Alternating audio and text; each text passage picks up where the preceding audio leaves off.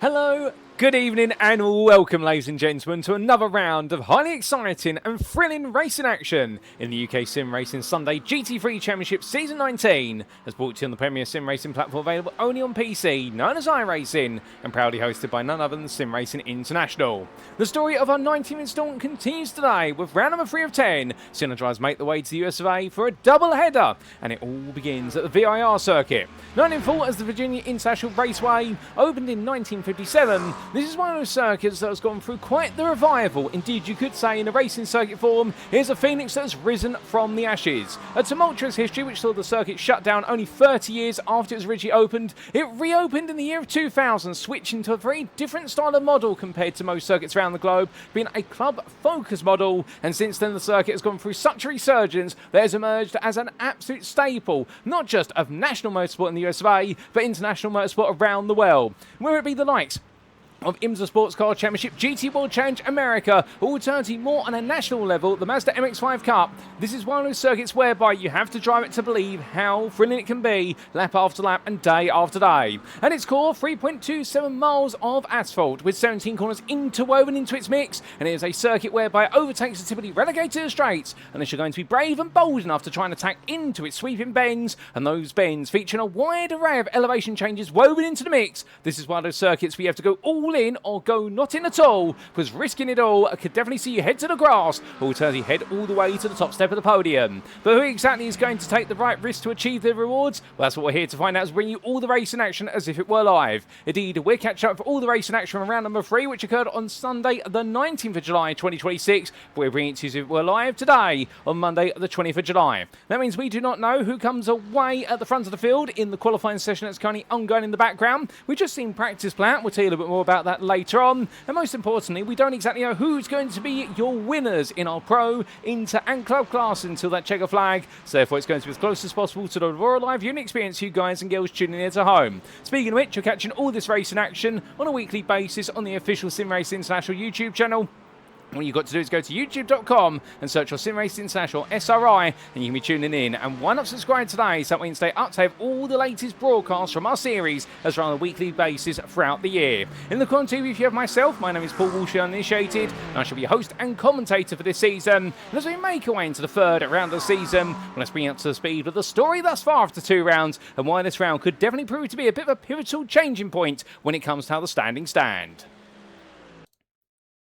But as we take a look back at our calendar, as we can see, last time out we were at Spa-Francorchamps, a circuit very familiar to so many of our drivers, and particularly so given the fact they've just come off of the heels of the iRacing official 24 Hours of Spa. And it's crazy to think that when we did see a grand total of 49 out of our 60 drivers make the way to the Belgian circuit, well, many of them had just competed in the 24-hour endurance event, and they still wanted more Spa-Francorchamps. Well, to be fair, such is the thrill of the circuit. But in qualifying, the thrill was right at the front. It was a three-way shootout for pole position overall in Pro, between Jason Baxter, Philipp Hammer and Harvey. Wheeler, once again, much like at Bathurst, leading the way. But this time, Jason Baxter would take pole position by 0.17 seconds ahead of Hammer, and Wheeler was only a further 6 thousandths behind. Meanwhile, starting fourth on that grid would be Si Anthony, your interpole sitter, and he looked hugely impressive and looked to be in a world of his own, until suddenly, right towards the end of the qualifying session, Ashley Brooks said, "Hello Si, I'm coming for you," and he put himself fifth on that grid in the end, and just right behind there by a slender gap of only 9 hundredths. And for the club class in qualifying, well, Tom Wheeler proved untouchable, taking his maiden pole position of the season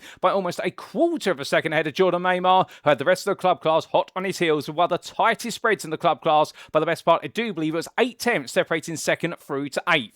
Meanwhile, in the race, well, an opening lap was fraught with incidents, whereby there was an incident between Adam Watson and Si Anthony at turn 8 in particular, and a Rivage bend. We saw our interleader go spinning down the order as Adam Watson was able to carry on, and in the end, it was decreed by the stewards after the race was complete that it was a racing incident between the pair. Meanwhile, this brought Ashley Brooks into lead of the interclass, and we saw a major incident on the next lap at La Source, whereby your club pole sitter, Tom Wheeler, ended up going skybound due to several cars spinning in front of him, and he came through the corner. He got caught up in the incident, and suddenly more cars came in. Nobody could see the yellow flags, given how tight it was, and therefore suddenly it meant that for Tom Wheeler, his aspirations of going to the top, we definitely gone high, but not as high as he wanted to, and fell all the way back down the order. So what exactly then happened after that? 2 major incidents at the start of the race. race, we saw things settle down quite quickly. At the front of the field, it was a classic, where we had a leading quartet of Baxter, Hammer, Harvey Wheeler and Watson ran away with the overall pro league battle. How we had to caveat it, of course, with the fact that Adam Watson did have a drive-through penalty due to licence points picked up at Bathurst, and therefore he could never truly get involved in that battle, but he was always an element of it, and then he pulled away so far with the lead group that when he did so his drive-through penalty towards the end of the race, he'd still finished in 4th place overall in pro.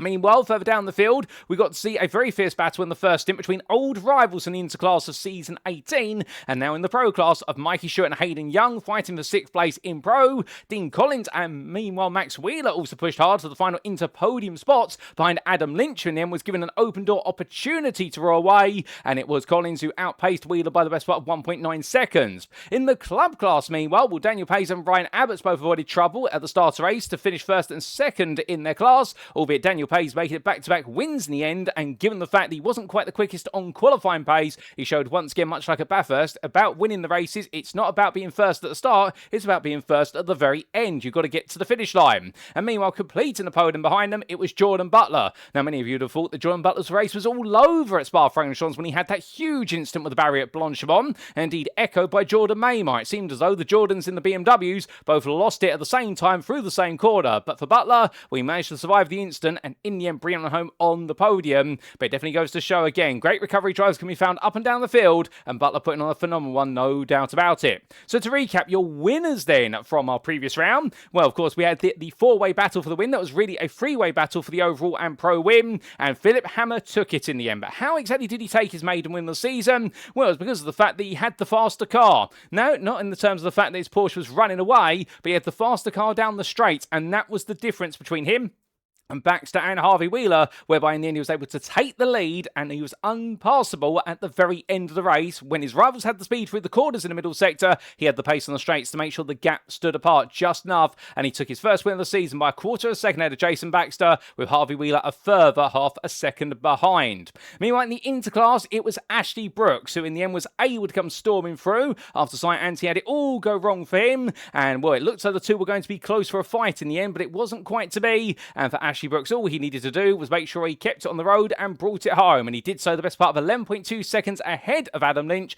Adam Lynch taking that runner-up spot on the podium, and then of course in the big question of what was the battle for the podium behind, between what was none other Max Wheeler and Dean Collins, well, it would be Dean Collins who would complete that podium. As for the club class, Daniel Pays, we mentioned a moment ago, making it 2 from 2, albeit he started 5th in class, and he was the best part of 6 attempts behind the pole sitter of Tom Wheeler, but in the end he looked set for a race where he was going to change for the final step of the podium. With so many drivers making mistakes and being involved in incidents, all his rivals in front of him gradually checking out of the hunt for the win, when in nobody seemed to want to win the race other than Daniel Pays, and that was how it all worked out. Albeit had some distant pressure on Ryan Abbott, who kept him contended with 3.3 seconds between the two of them at the very end. So that was the story from Spa-Francorchamps, and here we are today for round number 3 at the VIR circuit, and after this round, of course, we'll be making our way to neighbouring Wisconsin from the state of Virginia for the Road America circuit, and that'll be where we have our first of our endurance race rounds, 90 minutes in duration, and wet weather on the cards, and that'll be on the 26th of July, and that's going to be a fast and furious one if today is not. I'm sure today's going to be an exciting one, no doubt about it. And as we make our way into this third round as well, let's bring you up to the speed with the standings after a grand total of 2 rounds. Starting with the Pro Drivers' Championship, and here we can see Philipp Hammer leads the way after a second and a first place. That first win finally on the board for the man who's joined the grid, his maiden season, albeit he's no stranger to GT3 racing and being right up there with some of the very best on iRacing, and he leads by a grand total of 10 points over Harvey Wheeler, with the Averso a rapid driver, a first and a third, but he was right in the hunt for the win all the way through at Spa-Francorchamps. Jason Baxter, well, he sits in 3rd place, but unfortunately, Jason Baxter's not going to be in the grid for this round nor the next round, so he is missing the American doubleheader due to personal circumstances, and given how close it is right now, we're definitely losing one of our big names and big stars up there, and we do hope to see the World-Wide Motorsport driver back soon, because we won't have it any other way without him. Then Tim Probert sits in 4th place at 138 points, really earmarking the run of the rest of the field right now. We're 4th and a 5th. He has been highly consistent for Send It Racing. head of World Road Motorsports, Troy Anderson. It hasn't quite been a top 5 so far for the American driver, but perhaps on home soil he can make it happen today, with Mikey Stewart sitting 6th place there, a 10th and a 6th thus far, 96 points, 6 ahead of Timo Gartner. We then do have Ashley Coupland completing a top 8 on 90 points apiece for Gartner, but on the difference of result countback, it is currently in the hands of Timo Gartner. And then we do have Michael Schutzer back in 9th place of pole promotion with ASR, and a frustrating round for him once again, given the fact that in the opener at Bathurst he was trying to chase the podium, but he didn't quite have the pace to match it. But last time he was chasing a top 5, only to find himself in an early incident that spoiled his chances entirely. But from the German, it's then to 78 points and Miller Boyd for Send It Racing. The American there only at 6 points ahead of Adam Watson. Watch out for him today after his non-finish at Bathurst, his 4th last time out. You can imagine he'll be hunting the podium, if not the outright win. And Hayden Young there completes your top 12 in the pro standings. Meanwhile, to the interclass we go. And as we can see, leading the way, we're 3rd and a 4th. It's a Verso Fast Max Wheeler. Proving consistency is absolutely crucial. However, he'll be hoping he can get himself back onto the podium today as a minimum, so that way he can start to pull away in his Audi R8. Ashley Brooks sits in 2nd place. And a win last time out, a very valuable win at that, but unfortunately we're not going to be seeing him on the grid for this round due to a medical appointment, and we do wish Ashley well, because I do believe it's something that he needs to get sorted, and our hearts and feelings are behind the Access Sim Sport with SimWorks driver, although nothing at risk of fatality as far as I'm aware, ladies and gentlemen, or nothing that extreme, but I do believe it's something he needs to take care of, and we'll see him hopefully back within the next week or so. But from the British driver, it's then Robin Powney, equal points, and the difference being between the two of them, absolutely nothing. Identical results, although in theory, if we were to do it on result countback, it would be Robin Powney who would be winning right now, given the fact he's the driver who took the first out of the pair of them. The worst racing team ever driver from Sweden. He sits on equal points as well with Wesley Van Rens. And, right now the trio all hoping they can hunt down the Audi of Max Wheeler as quickly as possible. But for Van Rens, whilst he's yet to take a podium, it has been a more consistent run of form thus far, a 4th and a 7th. And consistency has also been the theme of Luke Sherlock.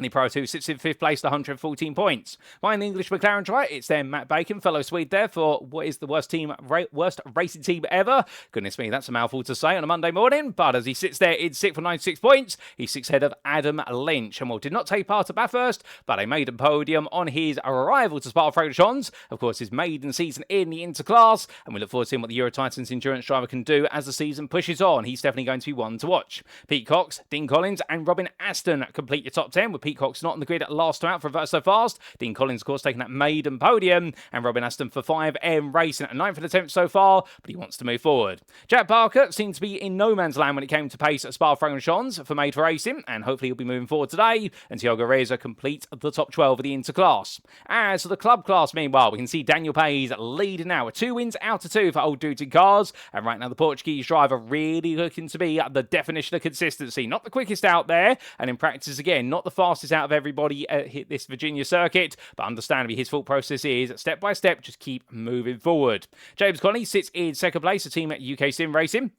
And they're being part of none other than what is the Damon Hill outfit, if my memory serves me correctly. And Jordan Butler sitting a further 52 points behind. So right now, we do have quite a split at the top of the field. And compared to the other 2 classes, it seems so Club right now is leaning one way, but that could all change after a single round. And also bear in mind that Daniel Payes not here today at VIR. And therefore, it does mean it's going to be an open opportunity. But there's 1 drop score in the first 7 rounds of the season. And that drop score being used by a championship leader. But Jordan Butler, that recovery to 3rd, he'll be hoping for a much more straightforward day today as he chases another podium, if not his first win of the season for Spectre Racing. Next, Gianluca Rospo, the Deeb Motorsport driver. He's having a solid season so far, with 4th place currently on 102 points, 12 ahead of the machinery of Ryan Abbott's. Then we do have Tom Wheeler for Verso Rapid behind the Team Nubis driver by only 4 points. But for Tom Wheeler, it was heartbreak last time out, and he'll be hoping for a much happier day in the office today. And then we do have Jordan Maymart in 7th place there for Altitude at 3M with Simcast. And right now, the BMW driver known he needs to make amends after Blanchevin definitely bruised his race at Spa. Harry Tuominen, we saw him in the season opener taking that 3rd place after a great pole position, but unfortunately strategy held him back. He wasn't on the grid last time out at the Spa-Francorchamps circuit, and have we got him here today is the big question. And the answer seems to be no, sadly, so therefore the wait goes on for the Hexagon Slow driver. We hope to see him back sooner rather than later, because he's definitely proven to be the quickest driver over a single lap in the club class. But behind the fin, it's then DEG, who sits in 9th, moving slowly forward on 78 points, 4 ahead of Ben Knowles. And then we do see behind the 5M Racing driver to complete the top 12 of the club class, Ryan Clark and Matthew Hunter. But then coming to the Teams Championship, and here we can see leading the way, it's Wild Ride Motorsports on 284 points, 10 ahead of pole promotion with ASR. And our leaders right now, they've taken the initial lead, but pole promotion would I. If it were not for the difficulties at Schutzer back at Spa-Francorchamps, they would be leading, so therefore they've got some work to do. For the 8 points behind, it's Verso Rapid, and right now the first of the two Verso teams also looking quite quick, and they could have been leading if it were not for the difficulties of Tom Wheeler in lap number 2 at Spa-Francorchamps, and Old Dudes and Cars Amnesia sitting fourth place at 252 points, only 10 ahead of the second Verso team, Verso Fast. Outside the top 5 from 242 points, it's to the 202 of Send It Racing, really earmarking the first break in the team's championship field, albeit it could all change, remembering how points are on the line today, and Send It Racing right now leading the rest of the top 10. By the best part of 14 points there to team at UKSimRacing Hill, and it's Revolution 3 Racing, Spectre Racing at SimWorks UK, and worst racing team ever, number 42, who complete that top 10. But who exactly sits in 11th? 156 points currently. It's Simcaster Altitude Frame Esports, and they'll be hoping that they today, with no penalties over the top of Adam Watson in particular, and Jordan Mamer hoping to keep it away from the barrier, they'll be hoping they can potentially move forward and break into this top 10. But let's talk a little bit about our host circuit quickly for today. It's none other than the Virginia International Raceway. We are racing its full course, and a little bit of trivia for you. This is the only circuit, I believe, in the world of a permanent road course whereby it has two pairs of layouts that can be run simultaneously together, whereby we are racing at the full course, but looping inside it is the Patriot course. Alternatively, this circuit can be split into both a west and east course, and they can be run simultaneously if desired. But this circuit, located in the unincorporated community of Alton in Halifax County of the US state of Virginia, it spans 3.27 miles or 5.26 kilometers, depending on your choice of units, but what never changes is the number of corners, 17 of them in total, and a huge thank you to iRacing.com, not just for the brilliant simulator, but the absolutely fantastic track maps that are contained within it. And as we can see here, wide variety of hairpins and sweepers, but also some very long and aggressive straights, which are followed up by sharp braking zones. Indeed, this is one of those circuits whereby you've got to be absolutely perfect when it comes to concentration. And as our drivers roar the way down the curved start for the straight, they'll make their way into the horseshoe hairpin at turn number 1 before charging away through the Kinker 2,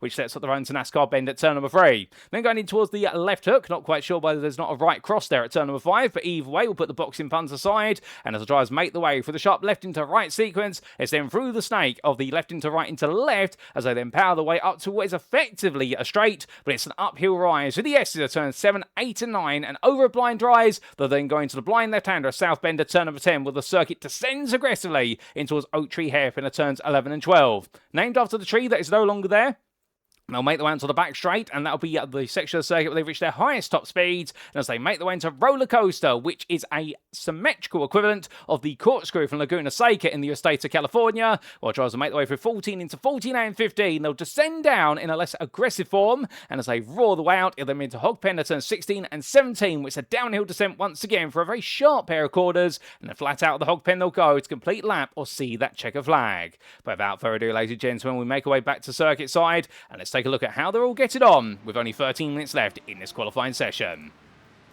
And as the drivers make the one around right now, well, the man who's currently on provisional pole, it is Adam Watson. And he's all fired up, knowing, of course, that he did have essentially the restraints on him at Spa-Francorchamps. He could not go further than fourth place there. Well, he's here today. And with the absence of Jason Baxter, perhaps has opened up a bit of a doorway for him to try and go for his maiden win of the season.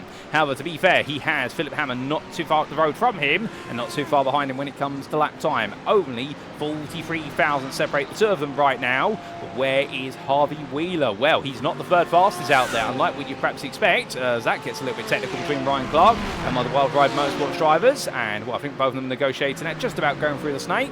And well, here is Ashley Coutland, the Darkwing Racing Lamborghini driver. He's currently the third fastest of everybody out there and in pro, and right now this is looking to be one of the better qualifying performances he has put on since the start of the season.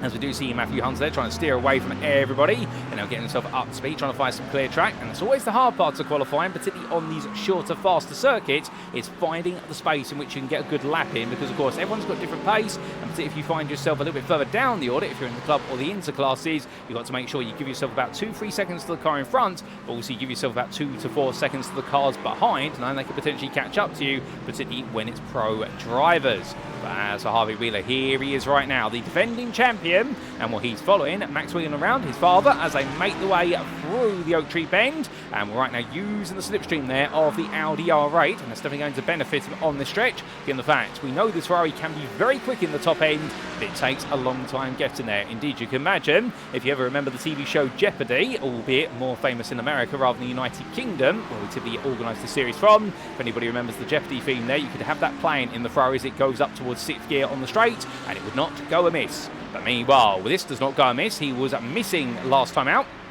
at the Spa-Francorchamps circuit. He's your inter-provincial pole sitter at the moment. It's Peacocks, and well, he's back and immediately right back up there as he goes from side to side. Well, he's not getting jiggy with it down the straight, but instead what he's doing, he's trying to get some tyre temperature at the moment. And as he makes his way on through in the 268, well, could this be the resurgence of the more famous Peacocks? Talking about the touring car driver, of course, which was okay, but the man with a C instead, as he makes his way on through, and we're looking forward to seeing what he can do. But this is highly impressive, although to be fair, Robin Pownyer is not too far behind at the moment. 1.3 tenths between the two of them, and well, right now that is literally a sector's worth of time to be found. As he comes through the Oak Tree hairpin, the McLaren driver, a little bit absent, if you will, at Spa-Francorchamps, and right now hoping he can have a much stronger day today. We know that Pownier's got the pace, and indeed he's one of those drivers whereby once he's got his teeth sunk into something, he just suddenly really starts to pick up the momentum. But speaking of a driver who loves to sink his teeth into things, Cy Anthony, the man who absolutely dominated the inter-qualifying session at Spa-Francorchamps, until of course we saw Ashley Brooks put together that very late lap for second place right behind him. He's currently the full fastest at the inter-drivers at 14th overall. Now, of course, we do have to keep in mind this is a very interesting round, because the first two rounds we've had where points have mattered, if you exclude the pre-season event and the Mobility Resort MotoGP, we've had two specialist circuits. Round number one, Bathurst, a street circuit, arguably one of the toughest street circuits in the world, if not the toughest.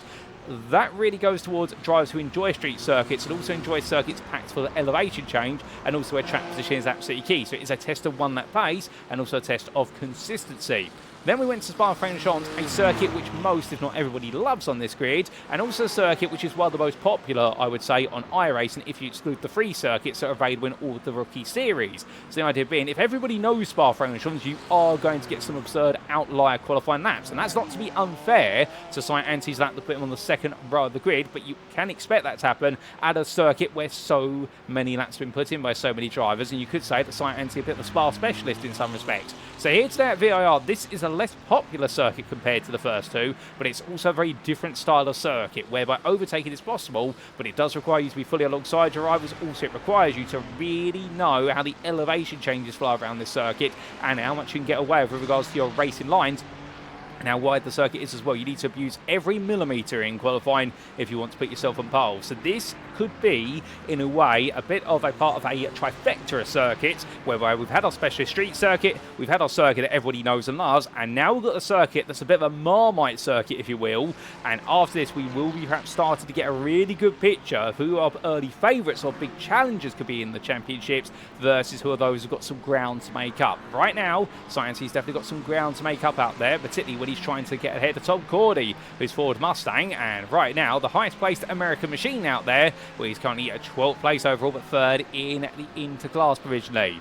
But what about Jordan Maymont? You can see him parked up right there. Well, he's currently your fastest club driver, 24th overall, and well, not too far ahead of the Spectre racing car that we saw pulling aside earlier from one of our Worldwide Motorsports machines. It's Ryan Clark, who's currently the second fastest of your club drivers, and 26th overall, and between the two of them, Matthew Bacon, but the time gap between Maymont and Clark is only a 10th, and the 10th can be found quite quickly here as Clark makes his way down the start for the straight. Meanwhile, Tom Wheeler, after the disappointment of Spa-Francorchamps after taking pole position, well, he's put himself into third so far in club, 28th overall, and the delta between him and Clark is only 400, and therefore this is looking very tight for the club pole position.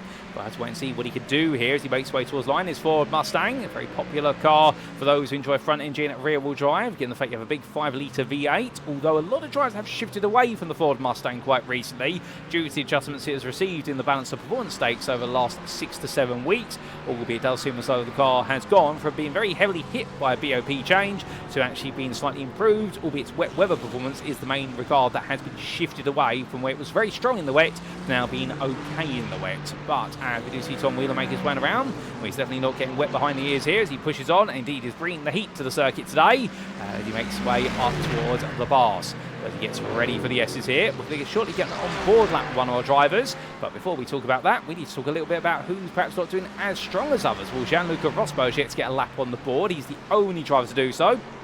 As we see Jim Fox, they're losing the rear of the car, going through NASCAR Bend. The car named after the infamous Hall of Famer NASCAR race, I do believe in the late 90s, whereby we did see several big names in NASCAR run very wide at this corner, go to the tyre barrier, and that's how it got the name NASCAR Bend. It's not for positive reasons, it's for the fact it seems to have been a corner that's caught out NASCAR drivers over the years. Although I can't quite remember the year and the drivers involved, but it was some very big names at the time from what I recall. But as Jim Fox adds his name to the list of drivers who got it wrong at turn number 3, he won't be alone in that today, I'm sure. But right now, he's down in 7th place in club, 36 overall, with some time still to be made. That's been the time to be made, and one driver who will definitely be feeling a bit of shock with regards to where he currently is, Luke Sharlock, down in 34th, 14th in the Interclass currently. This is not what we typically expect to see from the McLaren driver, and the priority right now has definitely got to make some haste out of this, because otherwise he's going to do a lot of work in the race, and that's not going to be easy over 60 minutes, I can tell you that. As he makes his way into Oak Tree Bend, right now he's going towards the end of another lap, and well, speaking of somebody who's a bit closer to the end of a current lap, it's none other than Timo Gertner, who's about to make his way down the start for this straight and onto a flyer. So without further ado, let's jump aboard. So as he makes his way up towards turn number 1, currently 19 fastest, with some work to do. Looking to his left-hand side for his braking mark. It'll be after the freeboard there, denoting approximately 125 metres from corner apex. Going through the corners. There's a driver wide. That's Max Wheeler who's taking the trip to the weeds. Now going in towards turn number 2. Keep it nice and wide. That's that way you're on the outside into turn 3 and turns in nice and early there for NASCAR Ben. Using the rotation of the Porsche to his advantage. Now onto the brakes for left hook. And as he comes through, mounted the curve as much as possible. Then through the right. Through 5. Then 5A. And as he comes through this right-hander, understeers a little bit wide there. And that's going to cost him the line now going through the snake. He's been bitten a bit as he now flat outs his way all the way out to the S's. At this point, take a brief breather and breathe in deep you need to, because he now goes through 7, in towards 8, and then it'll be in towards 9, very rapidly indeed as he comes over the summit. It's now onto the brakes here for South Bend as he comes through turn number 10. A little bit wide the apex there, I think offset by the fact he has to make his way around the car of James Conley, and now onto the brakes he goes, coming all the way down to second gear as he trail brakes his way through the 2 apexes of Oak Tree Hairpin, and now onto the back straight he goes. Flat out here every step of the way, and as he does so, roaring his way up the rise. And at this point again, another breathing moment, but this time you can breathe a sigh of relief that you've made the first half lap until you then realise that you've now got roller coaster to deal with. Speaking of which, here it comes. Looks to his right-hand side for his brake marker, and as he comes in towards the corner, braking it around the freeboard, and you essentially brake for the kink, and then you come off the brakes and then brake again as he now flows his way from roller coaster in towards Hog Pen. And what a blind corner this. You can't see turn 17 until you've broken for 16 as he comes down the hill. Lovely line there in third gear, and now flat out towards the line. And for Timo, it definitely has been a bit frustrating up there. I think he did back off on the backstretch a little bit. So as he makes his way towards the timeline, what's it going to be this time around? And the answer is going to be, I don't believe it's going to be improvement there for Timo Gertner, and he's going to have to give it another run sooner rather than later, as otherwise he's going to be started 21st at best right now, and this is not looking good news for him whatsoever in the 119. As he comes on through. Well, meanwhile, are there any improvements out there to be made by any drivers? Well, Michael Schütze back, the other member of pole promotion with ASR, or Austrian Sim Racers is what ASR stands for. And while I haven't got that in my notes, I'll just quickly discern that off the side of the car. Glad they spelled that out. I was going to have to ask Philip or alternatively Michael at some point what exactly ASR stood for, because I've always wondered, but now I've learned. Every day's a learning day here in the Conti booth, ladies and gentlemen. There we go. As he heads on through, and right now it does look as though the 135 drive destined to be within the top 10 of the pros. He's just trying to hold on to a top 10 here overall, and will really attack these curves as much as possible. We do expect the Porsche 992 to be quite a quick car around here, given the variety of corners.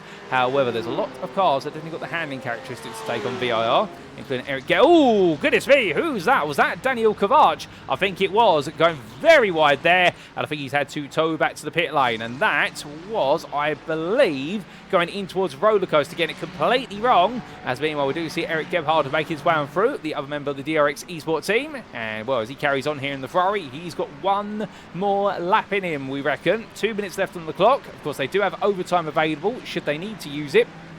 whereby when the clock goes to 0, if a driver is on a valid lap, they are allowed to finish lap. They're not immediately towed to the pit lane, and therefore Eric right now, amongst others, will be, well, he may be able to squeeze in an extra lap after this, but is this all going to be bluster and huster for no show? We'll have to see. As meanwhile, we do have Thiago Reza parking up. He feels that he's done enough. He's going to be starting none other than 21st. That translates into 8th in the interclass if that stands. Of course, our drivers can improve. Max Wheeler trying to improve in the Audi R8 LMS Evo 2, and right now comes right up behind there what is a McLaren. Not quite sure whose that is, but he's definitely fired himself in close proximity to it, and I believe that's the car of Wesley Van Rens, teammate to Thiago Reza there, and well, Wesley Van Rens there, just back it off, running in behind, and we'll warm up the tyres there, give him some space, and that is not him trying to send Morse code to Max Wheeler, that's more him just trying to get some lateral tyre temperature, plus also giving himself some space, as Wheeler there, being very efficient, trying to grab the slipstream off of the UK SimRacing car, one of the Stewart machines, dedicated to Jackie Stewart. You can tell by the tartan plaid towards the rear of the car,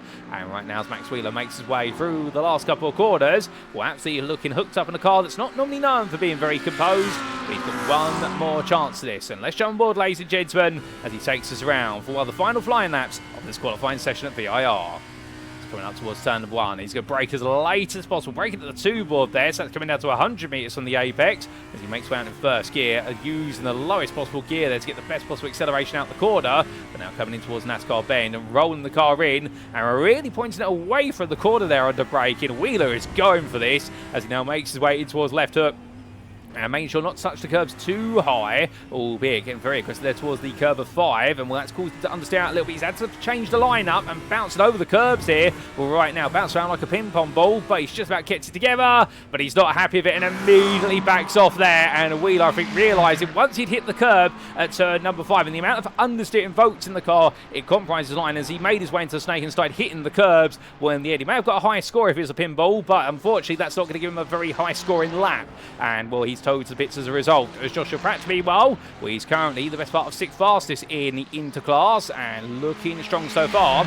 Off camera, by the way, we should point out that Philipp Hammer has stolen back the overall and pro pole position at 43.069 to Adam Watson's 43.194. So he has found it by just over a 10th in the end. And, well, all change towards the front. Harvey Wheeler was able to sneak ahead of Ashley Coupland at the end by the best part of 2.5 hundredths. So it is your regular 3 there up the front in the absence of Jason Baxter. We could say 3 of 4. And meanwhile, Ashley Coupland's almost made his way into the mix. Oh, as that goes around for Joshua Pratt. And that's going nowhere quicker now. That's going to be a tow to the pit lane. He'll be kicking himself for that. Getting it wrong out of Oak Tree Bend. Easy mistake to make, to be fair. Just pushing the car a little bit too wide, as that's a liberal use of track limits there for Wesley Van Rens. Goodness me, Wesley, you almost made me think you'll go straight into the central reservation for the pit lane. And, well, that definitely was a bit of a scary moment for him. As meanwhile, look, Sherlock carries on around. What about Casper Brotner as he makes way towards the line? This is looking a much better lap from the 1284 Mustang driver as he heads across that timeline right now. What's it going to be for the Dane? The answer is it's 15th place, so 43.939. A respectable lap there, puts him ahead of Max Wheeler and Joshua Pratt. And meanwhile, we've only got Eric Gebhardt, the last driver to complete a qualifying lap today, and it'll be a 43.472. That's a respectful lap from him, and that puts him a 10th off of the top 5, where it's the top 6 as all pros, and Eric Gebhardt having one of his best qualifying performances of the season. The same for Michael Schutzer-Kedelbach.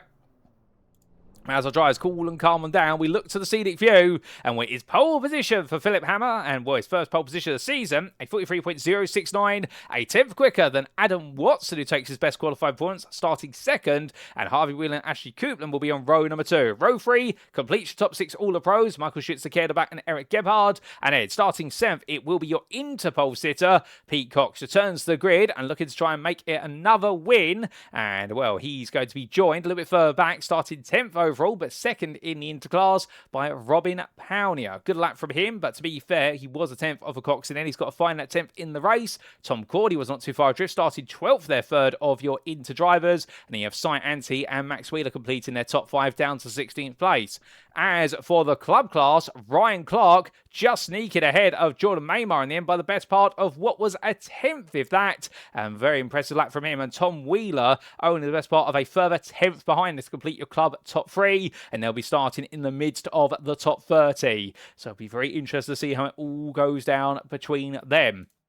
Without further ado, ladies and gents, we now do have our 5-minute warm-up session, of course, and well, close qualifying session, and well, now some of the drivers will opt to stay in the pit lane, others will opt to go back out there, and some will decide to simply get out the car and instead let's go for a bit of a comfort break. But not Dean Collins, who wants to make his way back out there, and we're right now the worst racing team ever driver, not having the most exceptional qualifying session, so he's got a bit of work to do in the race, but I get the feeling right now he'll get his head down and know that it's all about earning the points over the race distance. So that's the only time you earn points in this series. It's in the race. You don't earn anything for pole position other than bragging rights and a good starting slot for be your race, as Jordan Maymar there decides to go stage right exit, going through NASCAR Ben. And I think getting all the spins and mistakes out the way nice and early for Simcast Altitude Frieb. He won't want to repeat what happened at Blanchimont on lap number 8 on Spa-Francorchamps, and of course him and Butler both having the exact same mistake or error happen literally about 100 metres apart from each other on the circuit. You could not have made it up. You would have thought it was synchronised spinning for the BMW drivers,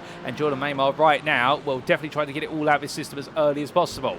But as Nathan Anstis makes his way on through there, and the team at UKSimRacing Hill car, of course running a livery dedicated to the Williams racing machine of David Hill, taking his one and only Formula 1 championship in it, and of course the very interesting year where he already knew before the season finale that he was leaving Williams at the end of the year, and well, then went on to the Arrows team, and of course that infamous heartbreak that many of us will know if you're big Formula 1 fans in the 1990s at the Hungaroring, where the car that should not have had anywhere near a chance of winning the race, it almost won the race, although just literally ran out of steam right towards the very end. And well, nothing more to be said about that race. Go watch the highlights of it, ladies and gents. I promise you, you will have your heart broken, even if you weren't a Damon Hill fan and never have been, or even a fan of Formula 1.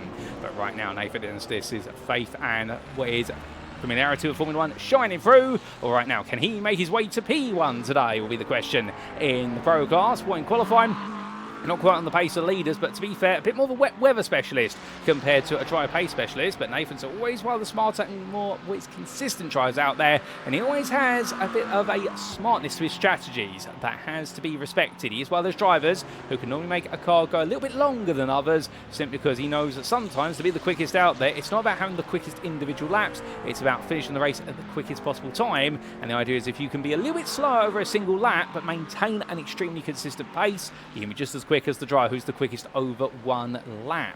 But he's always had some great rivals in exchange for this man, Kyle Roy for Axis SimSport with SimWorks, and right now the 127 driver make his way on around, and knowing there's a bit more work to be done here today, and well, we'll be looking to move forward rather than backwards. Indeed, the last couple of seasons for Kyle Roy, they definitely have been like an echocardiogram in some respects, in terms of 1 minute it's been up the top at a peak, and the other moment it's been a bit of a trough. But right now, he'll be hoping that it can be towards a peak, and he can make his way forward today. He rolls his way forward. Well, meanwhile, we do look to sight Anthony.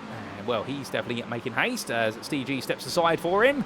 And, well, I get the feeling there, G just caught out a little bit by the very fast approaching presence of fellow Ferrari with the GTRR driver. Always looking to improve, no doubt about it, gradually moving forward. I do believe recently recovering what was his A licence on iRacing in road racing as well. And that's the great thing, of course. You've got drivers here, all different skill levels, and that's why we do our 3 classes of Pro, Inter and Club. And Steve G fresh to the grid for Season 19 and already making a solid impression, no doubt about it, in the 3-2-9. We look forward to seeing how he can move forward today, and we're going to take another top 10 in the Club class. But as we look to Graham Vivers, and right now, lovely livery for the Phoenix Racing team out there. And well, Graham perhaps overshadowed by his teammate of Tom Cordy in the previous round, but to be fair, I think we've yet to really see Graham hit his stride, and perhaps we'll see that today, albeit Tom Cordy did look quite quick in practice and qualified. And we'll understand, of course, the two drivers will try to work together in the team's championship, but they've also got their own aspirations when it comes to individual drivers' championships, and both of them in the interclass. But of course, there's 2 rules in motorsport. Rule number 1, beat your teammate. Rule number 2, don't take your teammate out. And we'll understand, rule number 1's always a fault in the mind. But as they head down, well, we've only got a few seconds to go now, the best part of 30 seconds. So I'm going to take a brief breather, ladies and gentlemen, and make sure I get in a quick hydration break here, even though World Cup season is officially over now.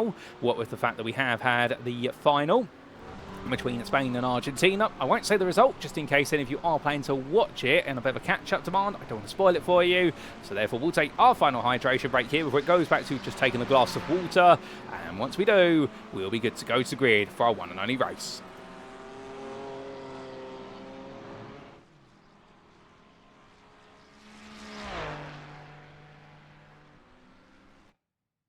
So water consumed and oil dries off the road, it can only mean one thing. It's time for 60 minutes of racing. Let's head to the grid.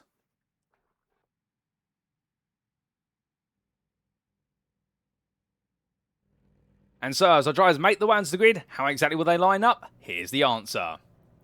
Taking pole position, Philipp Hammer, overall and in pro, and as he leads the field away very shortly for round number 3 of the UKSimRacing Sunday GT3 Championship Season 19, brought to you on iRacing, hosted by SimRacing International here at VIR. He will be followed up thus. Adam Watson joins him on the front row for Simcast with Altitude 3M Esports. Then we have a further 1.5 tenths behind, Harvey Wheeler for a Verso Rapid, looking tight in the end between the top 3. However, Philipp Hammer definitely found some pace right towards the end of qualifying. Ash Coupland with a season best qualifying performance, starts in full for DWR with SimCoach setups, and he was only the best part there of 2.5 hundredths off a Wheeler, and Will Coupland right now might be announcing himself into the title fight. Michael Schutz, the kettleblack, starts in 5th, a season best qualifying performance for him, and finally getting back versus his teammate Philipp Hammer to where he wants to be pace-wise, and then we do see starting in 6th, it's Eric Gebhardt for DRX Esport. From the Hungarian driver, it's then Pete Cox who takes pole position in the interclass, a very impressive lap there from the man who missed Spa-Francorchamps, but can he make his way back onto the podium today or make it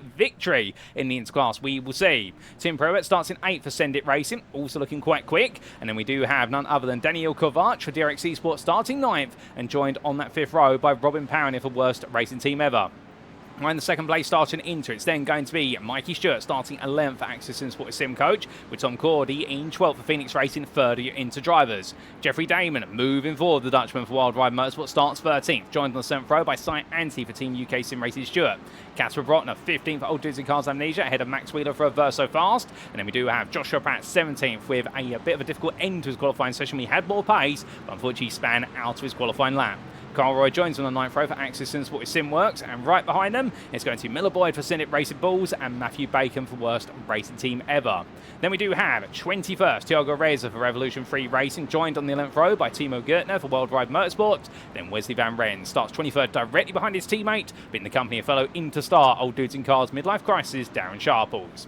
Nathan Anstis begins this one 25th. Watch out for him on strategy. He'll try and come through the field quickly. And we can see behind the Team UKSimRacing Hill driver, it's going to be your club pole sitter of Ryan Clark, taking his maiden pole position for Spectre Racing SimWorks UK with a very impressive late lap. And Jordan Maymar just missing out that pole position and was a 10th behind for Simcast for Altitude 3M Esports. And then to see 28th, it's Graham Vivas for Phoenix Racing ahead of Tom Wheeler for a Verso Rapid. And the triple free try looking to make amends for Spa-Francorchamps. He's got a good opportunity to be back on the podium today, with Dean Collins completing the top 30 for worst racing team ever. 31st, it's going to be Peter Holt for Send It Racing Bulls, ahead of Jordan Butler for Spectre Racing SimWorks UK. Ryan Abbott's for Team Nubish, and Jim Fox will out to go on the 17th row of the grid, both looking very competitive, although 2 tenths between the two of them, and Fox will be wary of Luke Sherlock and Tobias Hackinson behind. Hex got slow tries, definitely got to get a bit of a move on in this one if he wants to pick up some big points. Jack Barker with an unexceptional qualifying points, 37th there for Made for Racing, in the company of Matthew Hunter for Simcast Racing Team. I think will feel a bit disappointed to be starting that far back in the club standings. Steve G starts 39th for GTRR, and James Conley will complete the top 40 alongside of the team at UKSimRacing Hill. Outside the top 40, 41st, it's going to be Ben Knowles for 5M Racing, definitely having a tough qualifying session if I know Ben, and Steve Hughes starts 42nd there for team at UKSimRacing Button, not where he wanted to be whatsoever. Expect him to try and come through the field. It's then going to be Christopher Bates who starts in 43rd for team UKSimRacing Stewart, as starting last but by no means least, it is none other than Gianluca Rospo. No lap set for Deep Motorsport. He's got it all to do from the very back of the field in 44th. So 44 starters, ladies and gentlemen, they're all set, they're all primed and ready to go as the field makes its way down the back straight. We've not got long to go before we are green flag racing for the 3rd time this season. And for Philipp Hammer today, this is a start from pole position that he's definitely earned, but can he run away with it? Can he once again show that sometimes just having a little bit more speed on the straights is going to be the advantage? Or is it in the corners today? We know Hammer very specific on how he sets up the car for each and every circuit, but watch out for Watson, Wheeler and Coupland behind. They will all be eager to keep him within arm's reach, and they all know if he's allowed to break away, very quickly could disappear. But there's Pete Cox, your Interpole sitter right now, and he has a golden opportunity to return to the top step of the Interclass, but will it be for him and so many others? Well, it's over to Philipp Hammer to find out, ladies and gentlemen. So he's about to take us green for 60 minutes of racing here at VIR in round number 3.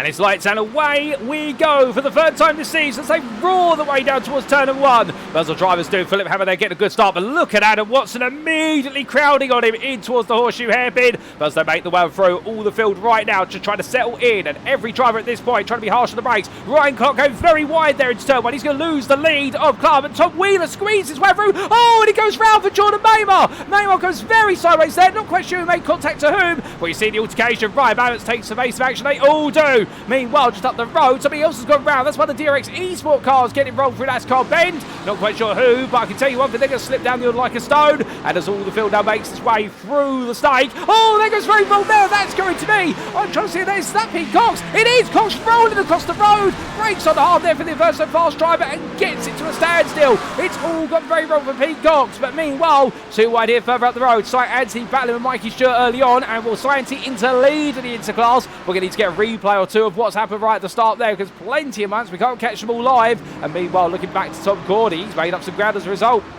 Into third place in the interclass here, 12th overall, pretty much where he started. Have the key point being he's not lost, he's not gained, he's kept it stable. And with everything that's going on right now, I think strong and stable is exactly what you want. As they make the way down the backstretch for the first time, we'll look at this. Thiago Reyes and Wesley Van Rens both making up 3 places in class. The two teammates together right now, and the Brazilian getting ahead of his fellow Dutchman. And we'll right now get the feeling they're on the radio to each other saying, no, we need to work together. Not yet. No fighting right now. As meanwhile, side by side just in front, well, that is Tim Pro and Matthew Baker go too wide as Cole Roy squeezes out the inside the focus of our camera versus Max Wheeler. There's plenty of 2 wides out there, and you can see just behind it you have Tom Cordy clear of Tim Probert and Matthew Bacon, and that was Tim Probert who was making that move there, Matthew Bacon, to move back into 12th place. But as we have Ashley Cootland into the pit lane, so Cootland's got some damage, alternatively a penalty of some description. Also Tim Probert into the pit lane, so several drivers coming in immediately. There's a few stories that we don't know the answers to, but meanwhile, and Timo Gertner, who started all the way down 21st, he's going to make his way to 11th place here, ahead of Matthew Bacon, goes on the inside, and he'll get it done just like that, albeit has to really stop the car at the apex of turn 1. Bacon tries to come back at him, but it's all for naught. Further back, Jordan Butler. It's going very wide at turn 1 in the open lap. Well, right now, well, no, not just him, but also Ryan Clark. But Ryan Clark was the biggest loser at the start. Jordan Butler, meanwhile, had to go wide to take evasive action with everything that was going on through the opening couple of corners. We survived it, but Ryan Abbott's is right there with him. And Abbott's right now is on the attack. And as they make the way through, the Team Nubis driver, who we've right on board with here, well, he's had an absolutely golden start. And right now, he wants even more. He wants to be on that podium for the Club Class Day. Here he goes, and the Aston Martin getting closer and closer, little by little. You see a bit of defensive drive going on just in front. That is, I believe, none other than Ryan Clark and Dean Collins exchanging places. And as we come for the on-board, there is Dean Collins getting past Ryan Clark through the S's. Well, right now, Ryan Clark feeling the pressure, but it's BMW, Aston Martin in terms of your top 3 in the club class right now. And Ryan Clark finds himself back in control. In fact, there you're not your top 3. They're second through to 4th. I correct my eyesight because Tom Wheeler's up there. You see him just off in the distance in his Ford Mustang. And right now, he finds himself being passed by Nathan Anstis very gradually. Albeit Anstis, the pro driver here, already gaining 9 places since the start. And I think neither driver wants to annoy the other, so therefore they're swapping the places around. But meanwhile, coming over the hill, there's Darren Sharples versus Daniel Kovac. Kovac right now making his way back up the field after starting so wet was Kovac, who ended up getting turned sideways through NASCAR bend on the open lap. And Ryan Abbott's here finding himself under increasing pressure past Jordan Butler, given the fact that Jim Fox is now getting involved. As the battles are absolutely intense right now here at VIR. And well, Jim Fox and Matthew Hunter queuing up behind. And well, it's a long line of club drivers all trying to get involved. In fact, Jim Fox having the better run out of the hog pen. And well, it looks as though Brian Abbott's made a bit of a pig of this one. But right now, is it going to be Jim Fox who's absolutely running away? Well, he's going to try to, is the privateer. Up he goes in towards turn 1. And well, definitely right now embracing the roadkill logo there on the side of the car. But he kills his aspirations in turn 1 by going too deep. And as he goes back onto the tarmac, he's going to drop all the way down. Well, a big error there for Jim Fox, but thankfully it could have been far, far worse for him. So he gets it back on the road. As meanwhile, Tobias Huckinson tries to make a move on Ben Knowles, but in the end, Knowles holds his ground for 8th place in club. And it looks though there, Knowles right now definitely sinking his teeth into this one, as that's elbows out there from Jeffrey Damon. And Tobias Huckinson there won't be too happy about that. I can imagine the Swede won't be smiling about that one. And well, Jeffrey Damon trying to make a bit of recovery ground as Jack Barker goes a bit wide there. And well, Jim Fox squeezes one past. I think Barker's made a bit of an error coming out of what was the right-hander at turn 5A. And as he makes way through the state, Ben Knowles here decides to risk it all to go past the inter driver, and does so. Jack Barker decides, I'm not going to play with that, I'm going to let that go. But meanwhile, back to the front of the field we go. 5 minutes in, and well, Philipp Hammer right now not breaking away. Half a second to Adam Watson with Harvey Wheeler just behind, and Wheeler still there right now, staying nice and close. I'm hearing in my head that Luke Sherlock is leaving the pit lane, so Sherlock's had to have some service work done to the car. I think there's been a few cars that have been definitely bruised by the opening lap, and meanwhile, Harvey Wheeler right now staying on the back of the leading trio, and well, Michael Schütze-Kerr, the back meanwhile, cannot quite stay with them, but he's got Eric Gebhard for company, so therefore it's not as though he's enjoying a lonely race here. He's definitely got a friend to play with, but he'd like to be in a podium spot if he can. Well, he's got a bit more work to do if he wants to make that happen.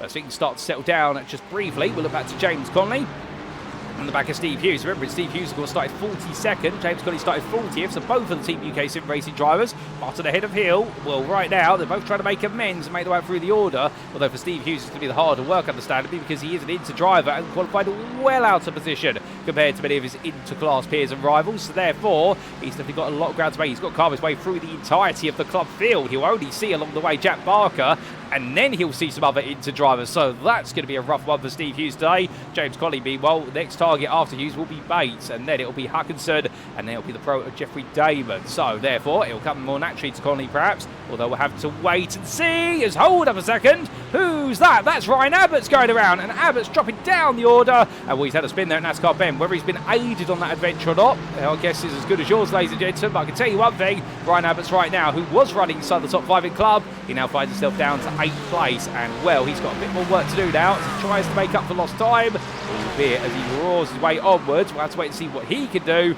as we go back in time, ladies and gentlemen, and take a look at some of the big moments from the start of this race. As we look to the blimp camera, the field went green, and well, as they did, well, it's definitely an exciting start, there's no doubt about it. As Philipp Hammer went as per the rules and regulations, going on green or a second afterwards, and as they all made the way through up towards Horseshoe Bend, this distant camera shot, whilst they do look a little bit more pixelated perhaps, well, in fact, it's going to be hidden behind the trees there, but all the field made its way safely into the opening corner, and then there was a bit of drama further up the order, and well, some of the drama, of course, coming from none other than our DRX eSport machines. They made the way through. Daniel Kovac there went a bit wide, and as he did so, a mistake of his own volition sent the car on a round.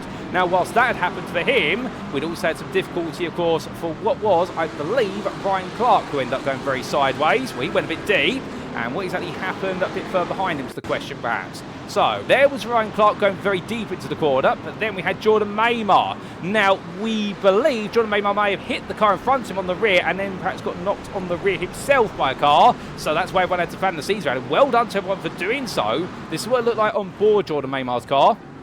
Makes his way out the corner, Tom Wheeler on his left, and well, in the end, oh, goodness me, so Tom Wheeler had lost the rear of the car. Now, was he pushed potentially? And Maymar in the end had to stamp the brakes on there. It was a domino effect. Unfortunately, nobody had time to react, and this is what it looked like from behind Maymar's car as he made his way out. There was the 269. That is why the Send It Racing Bulls machines, if my memory serves me correctly, of Peter Holt, and well, unfortunately, Peter had no time to react. That's the Concealer effect there, and I get the feeling the question will be, were the brakes that Tom Wheeler had to put on, were they justified? Alternatively, is he the root cause of Maymar's demise for this race? Well, that's a question for the stewards. Meanwhile, we had this battle going between Robert Pownier and what was none other than Tom Cordy, as they were battling for the lead of the interclass, and when in Tom Cordy coming through, as Pownier lost the rear end, and then Tom Cordy sent himself to the grass there, and Cy Anthony was probably thinking to himself, what have I waved a magic wand there, because they've all just parted away from me. Sometimes that's the way it goes, and then there was a big incident for none other than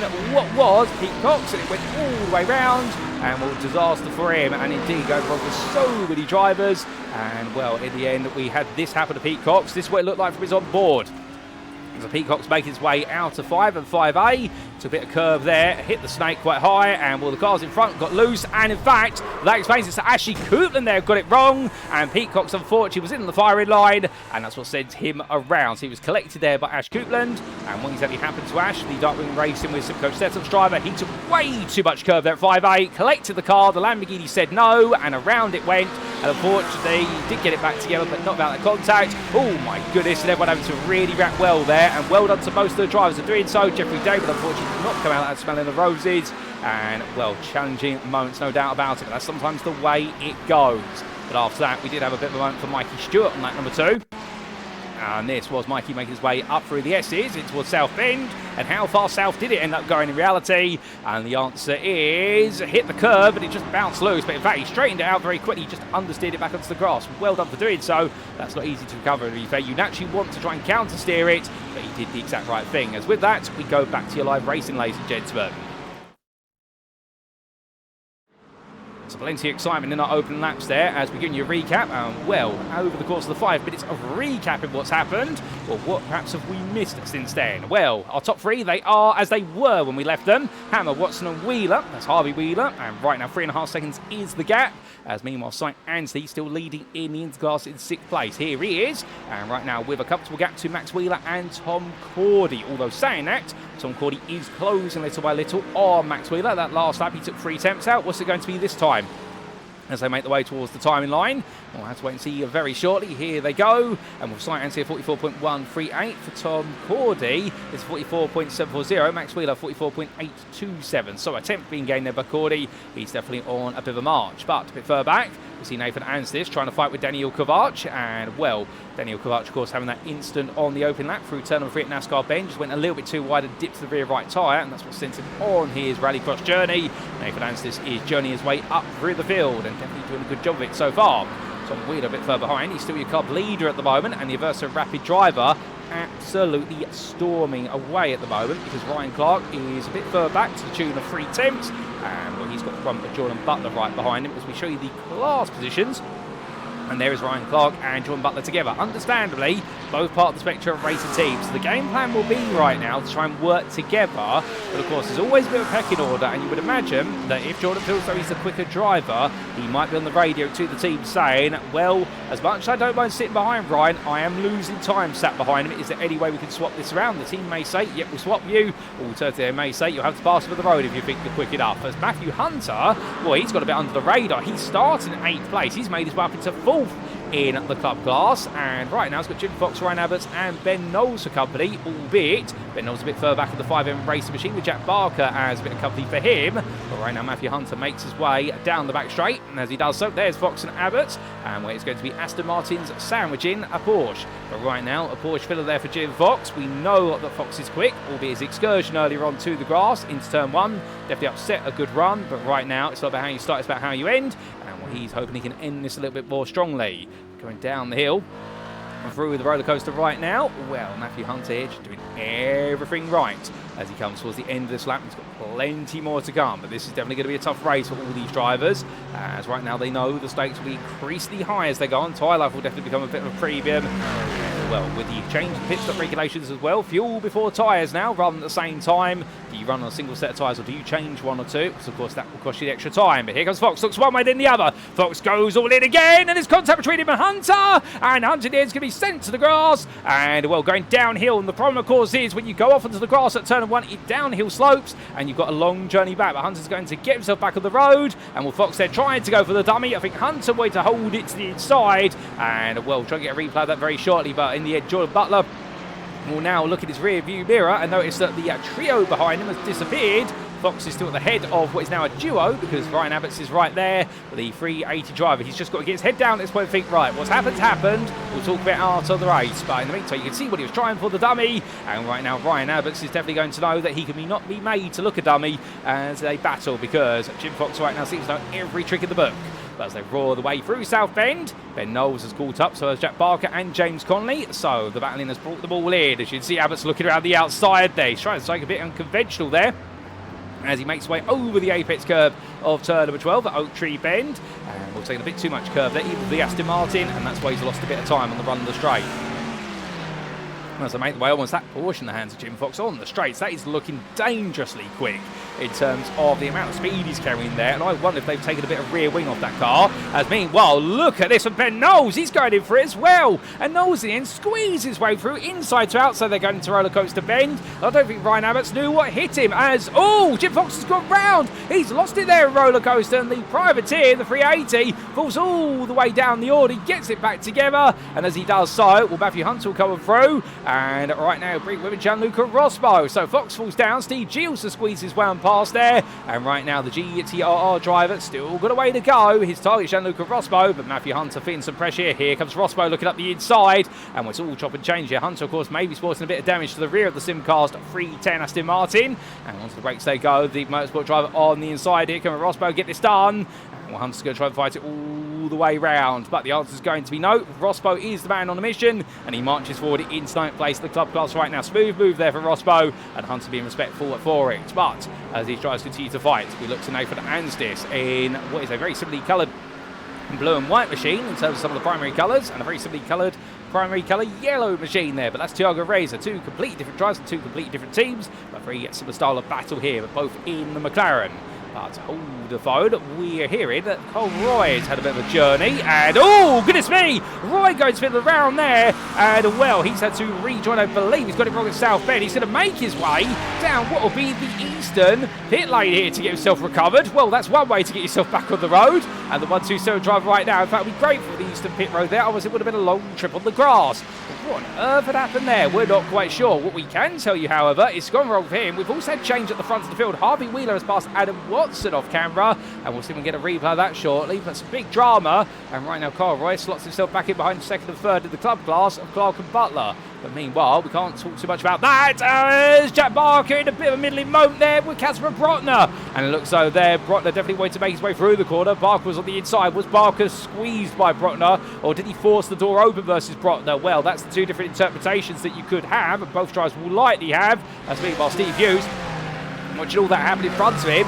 He's got Tim Probert right now making his way past. So Hughes almost on the verge of catching up to some of his fellow Inter drivers, only for a Pro to sidle himself through there and up into 31st place. Goodness me, it's all happening here as Barker meanwhile now has Powdy on his inside, and the maiden racing driver there is going to leave the door quite wide open. There's not much he can do about this right now, but then fight it down towards NASCAR Ben. But a big twitch there from Barker, and Powdy right now take the confidence, but Barker goes from the inside. Powdy is still around the outside, and Barker's not giving up, even if that Aston Martin is looking a little bit twitchy on its front. And once they make the way through, left into right they go. Great racing between them, but Robin Powdy right now, surely as he gets into the snake, he'll get this done. And well, it's going to be Tim Probert coming through there, and Barker, I don't know if there was contact, but Barker does find himself to the grass again. According, he's already made one trip to the grass today, and he now makes a second. And well, if he makes the third there, he's definitely going to be regretting it. But as they head onwards, Tobias Hutchinson right now is closed up behind there, and the club driver will have an overspeed, but he won't be able to make a way through, given the fact we're going into the S's. Meanwhile, Ben Knowles here versus James Collin. James Collin really coming alive as they make the way through Oak Tree Bend.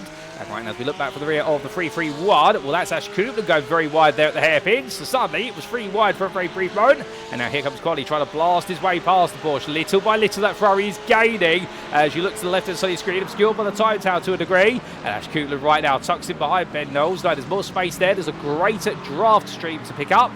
In the end, here comes Colley on the inside. Does he get it stopped? He does in the end. A great move there from James Colley, moving into 5th place in the club class right now. Well, absolutely smooth as butter move there. And now they make the way in towards the hog pen. And Ash Coulton will have enjoyed watching that, but also know the fact he needs to get a bit of a move on. He can't keep daydreaming behind two club drivers battling.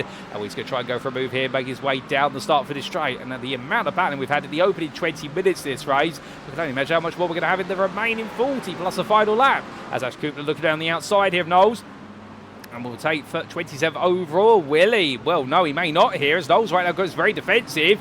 Meanwhile, Robin Powney is almost in the position to try and pounce on this. But the problem will be, right now you've got a Pro and an Inter driver having to carve their way past two club drivers. But the reason why Knowles is defending this is not because he's trying to help out his team right now. It's because he's being a bit selfish, which he's right to do so, to be fair. He doesn't want the two behind to get between him and James Connolly. I think he feels so he can come back at Connolly. But the problem is Connolly right now is open at that gap. And the more that Knowles defends his position, the more the gap he's going to see open in front of him. So really it's a double-edged sword right now. He wants to protect track position, but he's losing at race time, and it's all to the advancement of James Connolly race. So you can see there Ash Coupland's getting so close at this point. I think Reed are trying to send the subliminal message to Ben Knowles, which is, look, just let me go right now because I've got so much more pace than you. But Ben Knowles, he's holding his ground, to be fair, doing exactly what he's allowed to do.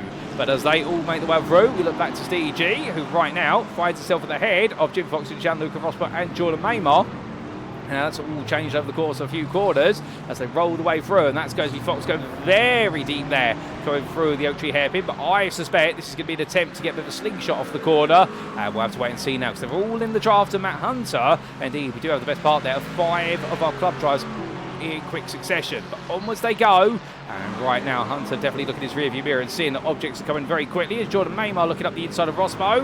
Will he beat him on the brakes in the BMW? No, that's all for show. No blow there. And as he makes his way down the hill, much quicker through the corner there, albeit had to back off through fear of hitting the rear of the McLaren driver in front of him. And right now, I think for Jordan Maymar, he's just got to time these moves. We know he's quick, given the fact he started second in the class today, but the problem is he's got to pick his way through. Plus, he's sported some damage on the car, and therefore that always makes things just that little bit harder. As he makes his way up towards turn number 1, going on to lap number 12. 20 minutes the race complete for him. You see the ball fanning out here to the inside, and this is going to be Fox versus Rospo. And Rospo right now trying to make the move around the outside versus the privateer, but he goes a bit too wide, picks up dirt and the dust there. And now here comes Jordan Maymar looking down the outside himself, going in towards NASCAR bend. And Rospo's not going to give that up in a hurry as he defends the inside. But as they make the way out the corner, we'll look at this. DG under pressure from Fox. Fox goes all in. And well, he's going to get that done, is Fox. But now Rospo used this to his advantage. But he tries to go all the way around the outside, but takes just a little bit too much whip to the corner. And in the end, Jordan Maymar does sneak on through. But Rospo, you can see what he was trying to do there. He wanted to try and see if he could get on the outside of Steve G, so that way Maymar had to slam on the brakes essentially earlier than planned, go for the right-hander at turn 5, but it didn't work out. Rospo just overcooked it slightly, and well, he's lost that place to Maymar, but very smart driving from him. He just could not quite execute it. He took the theory, but the practical exam failed on him. Meanwhile, whilst all this battling's going on, back to the front we go. Hammer, Harvey Wheeler and Adam Watson, and right now there's your proof of the pudding that we have had that change between the two of them. But what exactly happened to trigger the change, I hear you ask? Well, here's a quick replay to explain, ladies and gentlemen. And this was Harvey Wheeler finding his way past Adam Watson on lap number 9. So it was in the run through the snake, and as they made the way through, we'll flash the headlights there from Harvey Wheeler and Adam Watson letting it go. Now, I don't know if there's a bit of a story before that, but I wonder whether potentially right now the two of them are trying to work together for the common goal of trying to close down the leader. Well, your guess is as good as mine, but that seems to be the situation right now. But everyone still stayed together in their battling. Meanwhile, we did have this on lap number 9 as well. This was the lap where Casper Brotner and Jack Barker had a bit of a moment, and this was coming up into the roller coaster bend. Too wide they went in. Ooh, goodness me. Now, that camera angle would suggest that Brotner did come across a little and tried to crowd Barker out of attack. This would look like on board from Casper Brotner's perspective, as he was trying to pass Jack Barker at the time as well. So the pro driver tried to go around the outside. As he did so there, did look a bit of a narrow attack line there compared to Barker, but again, that's the limited cameras that we have, and we're not pointing the finger at him, to be fair. That will most likely go to the stewards after the race is complete. But after that, ladies and gentlemen, we of course did have a bit of a moment for none other than Luke Sherlock, and this was on lap number 10, and this was a man who's already had a bit of a difficult race today, because he made his way down through a roller coaster bend. What went wrong here? And the answer was rear of the car twitched one way, caught it very well, and in the end, did he get under control? No, it let go into hog pen, and he started going downhill, and sadly found the tyre barrier. So commiserations there to Luke Sherlock. His day go from good to bad to disaster as we make our way back to the race in action. As we do come back, well, even more to unfold here in VIR. No doubt about it, ladies and gentlemen. Plenty of excitement still to come. Well, you're looking here at none other than Harvey Wheeler and Adam Watson together. And well, after exchanging places, well, Philipp Hammer right now 2 seconds away. And it does seem as though Hammer may just have a little bit more pace here. But of course, the big question mark will be how much of that pace perhaps eaten into tyre life here. What's the strategy between these drivers? All that and more has to be discovered, and we have seemingly lost Daniel Kovac as well from this race. He tumbles down the time tower there. Whether it's a technical issue with his car, we're not 100% certain, but we'll try and find out when we can for you folks tuning in at home. Meanwhile, whilst this lead battle plays out, we look a little further down the order. So what is the run there of Jordan Butler and company? Well, it is still looking very tight between these drivers at the moment, with Butler all the way back to Ryan Clark. But of course, 2 teammates here, and they don't have the pressure of Ryan Abbott, so he is quite a sizable 7 seconds behind at night. So I feel a bit safer compared to what it could be. Understandably at the moment, both drivers right now will know they've got some work that needs to be done. Now, we do believe that Daniel Kovac has had a technical issue with the car. He has been forced to tow to the pit lane, from what we've been informed, but they are working the car right now. We may see it go back out there later on. Sometimes this can happen, to be fair, and, well, unfortunately, they're going to try and make sure it doesn't retire the car because they want to get the points on the table if they can for the RX Esport.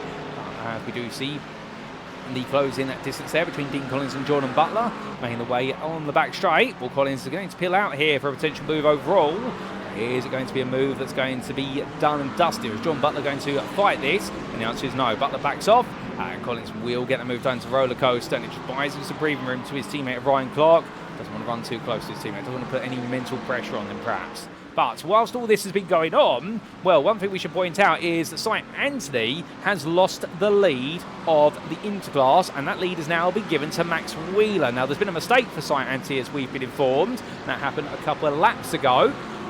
And so Max Wheeler now into lead of the Interclass, with Tom Cordy still chasing him. But you can count on Cy Anthony never quite being out the hunt. There he is. And the Team UKSimRacing Stuart driver's got Matthew Bacon. So your top four in Inter right now. They're all incredibly close together. And, well, any which way the racing can go right now. We do have a bit of a runaway leader in the club class and potentially a bit of a runaway lead now in the pro class. But otherwise, Inter are top four separated by a grand total of 2 seconds. What's not to love about that, many would say, and I would agree. And as we do see the Welshman carried on, well, Anthony right now, he already knows 2 modes, 0 or 100. And right now, he's definitely not looking to be in the 0 mode. He's looking to be giving it 100% as he comes on through at the Oak Tree Bend. And Cordy and Wheeler getting closer together. Understandably, the Phoenix Racing driver here, his main plan's got to be to keep the pressure on Max Wheeler, because we know this Audi, a very quick car in the hands of a driver who understands how it works, and Max Wheeler, no stranger to understanding the Audi. Our sole Audi R8 to the grid for this season. But the problem is, once that car starts to feel some pressure, those rear tyre temperatures are its Achilles heel. And meanwhile, whilst they're getting ready to battle, we see a bit of battle here for 9th place in the pro class. Jeffrey Damon versus Nathan Anstis. And, well, who's going to come out on top here? 2 wide, they're going towards Roller Coaster. Damon on the inside. Oh, and the rear goes round. There's contact between the 2 of them. And that's going to be seeing both drivers there not make Roller Coaster at all. And, well, sadly, that is definitely going to be both of them being chucked off the ride. And Nathan Astis will get back on the road first. But I think there'll be a word between the 2 of them afterwards. And I think both drivers there may have just crossed on each other going into that braking zone. Well, there's Nathan Astis made his way back on. Meanwhile, Jeffrey Damon will definitely right now coming back on with a rear bumper that's being held on most likely by only a screw or 2, and I think both cars will be coming into the pit lane, but not the way either of the boys did to go there, and we'll definitely get a drama at the roller coaster once again. Jordan Maymart, the Simcast with Altitude 3M driver, he makes his way through the hog pen. His target, Jim Fox, at this time. Jim Fox has definitely been looking quick here today, but how quickly can he get away from Maymart if he can at all? And, well, it does make you wonder where Fox perhaps had a bit more pace in the car in qualifying he wasn't able to tap into. But Jordan Maymart right now has still got some work to do here to pass Fox as he tries to recover his way up the field in the club class, and we'll keep a steady eye on their battle as they roll through the opening bend. In fact, we ride aboard with a 330 for a moment, and right now looking one way and then the other is Maymart. Fox meanwhile just holding his ground, going through NASCAR bend here. And see Maymart, those corner mid-apex points are just looking so quick, albeit because a bit deep there through left hook, and now make his way through to vibe in towards the snake, and that's the dirty air then. I think Maymart just trying to suss out exactly how he can go for a move. But Fox there getting a better run through the snake as a result, and they'll be neutralised in the battle, at least for now. But as we go from them back up to the front of the interfield, and we show you those class positions now. There's Wheeler, Cordy, Anthony and Bacon all together. Albeit Matthew Bacon has fallen 1.2 seconds behind the top 3 of the interclass over the last couple of laps. The pace there not quite with Bacon on these laps, but pace will come and it will go. Mistakes will be very quickly made between drivers. And with Matthew Bacon now 44.467, Cy Anthony's 43.951.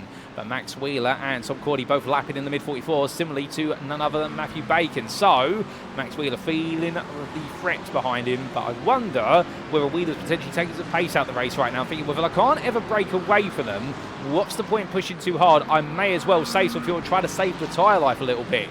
And what's always a good call here, if you feel confident in your ability to defend or being quick in the parts that matter on the circuit where the overtakes will typically happen, so that's going to be, for example, the run up towards turn of 1, so essentially your exit out of hog pen, plus also run out of Oak Tree at turns 11 and 12 onto the back straight before roller coaster. If you can be quick out of there and open up a couple of attempts, then perhaps you don't have to worry as much anymore about moves coming elsewhere on the lap, unless you make a complete ham sandwich out of a corner or 2. But meanwhile, we'll see Anthony there. He's not making ham sandwiches. He's making haste as he goes right up the inside of Tom Cordy. I think Cordy there saw it coming from postcode away and said, right, I'm going to let this go because there's a much bigger picture. I need to stay with the leaders rather than try to let Max Wheeler break away with a fight inside Anthony. So Anthony right now into second, and with one more place to go before he's back to where he wants to be, which is right at the front of the field. But We'll see right now. All this battling will do is bring them all closer to each other. It's definitely going to be interesting to see how this goes on the strategy for the Interpodium.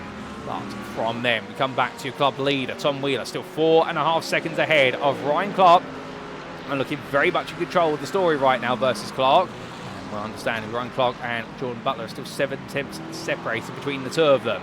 Things definitely calming down on the podium in the club class at the moment. Tom Wheeler in control. And well, a little bit of interesting trivia for you. Should we see Tom Wheeler and or Max Wheeler take the win today in their classes, it will be their first ever wins in this series, I understand it. And it would be interesting to see. Can you imagine if we had Wheelers on top in all 3 of our classes here? I think that would be the first time it's ever happened as a result in any of the SimRacing International series. And well, it'll be a day of Wheelers, no doubt about it. Just something perhaps about Virginia for them, but we'll not get ahead of ourselves. We've still got a long way to go, and we don't want to put the commentator's curse on what they may be trying to achieve. We're going to other drivers a bit further down the order. Here is Christopher Bates, who right now chasing after Jeffrey Damon. Now the team UKSimRacing Stuart driver, having a frustrated day. He does find himself the best part of a lap down to half the field after what happened on the open laps, but he hasn't given up yet, to be fair. He's still enjoying himself out the last 2 runners, running 13th in club. And what is overall a grand total of 41st. We have sadly lost Casper Brotner, Peter Cox and Joshua Pratt for this race. And Wilford Bates has scored a big roll there. Let's go open up the door of Ash Kublin's come past Robin Pownier.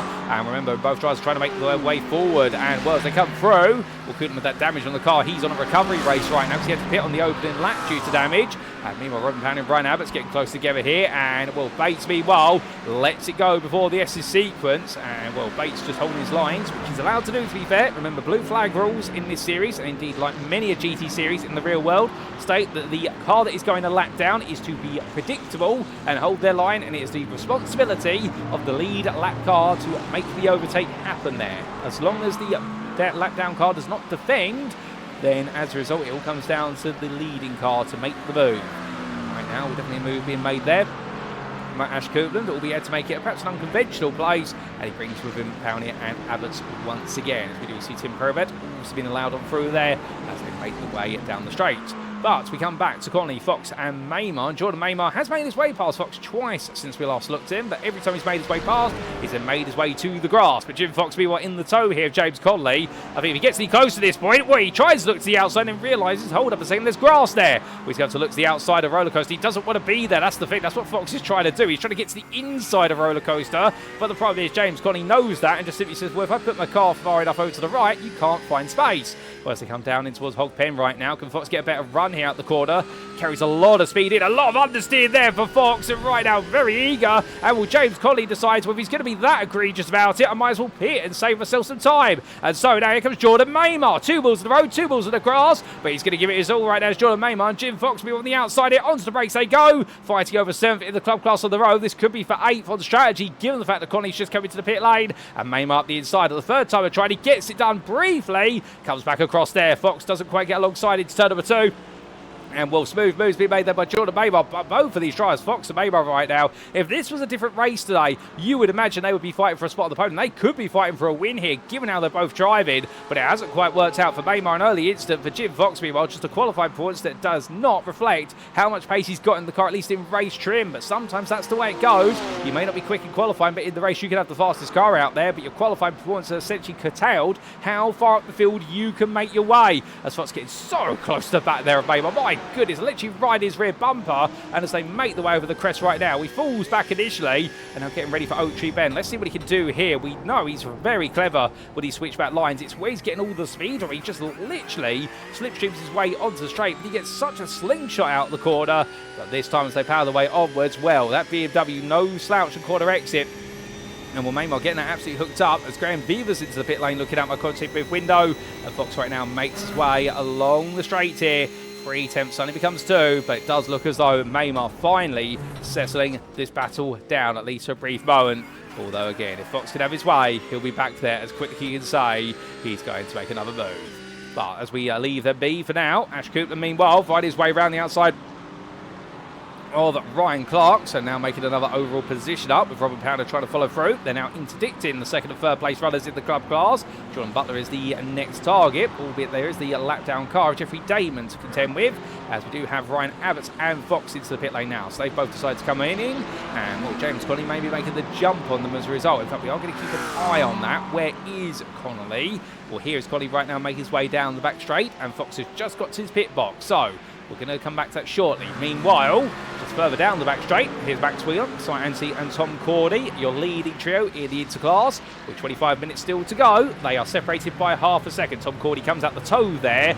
I think Cordy right now is playing the game to save as much fuel as humanly possible. But from them, what about Fox? What about Collie? There is Collie, make his way out of the final bend. Jim Fox, meanwhile, already on the pit exit. So in the end, Fox will get through, and well, the best part of 4 seconds gained in the stationary time in the pits. Trying to go around the outside in there, that is going to be Eric Gebhard. And well, I think Eric being caught out there. I think Fox not realising what was going on, and well, Eric Gebhard not too happy about that.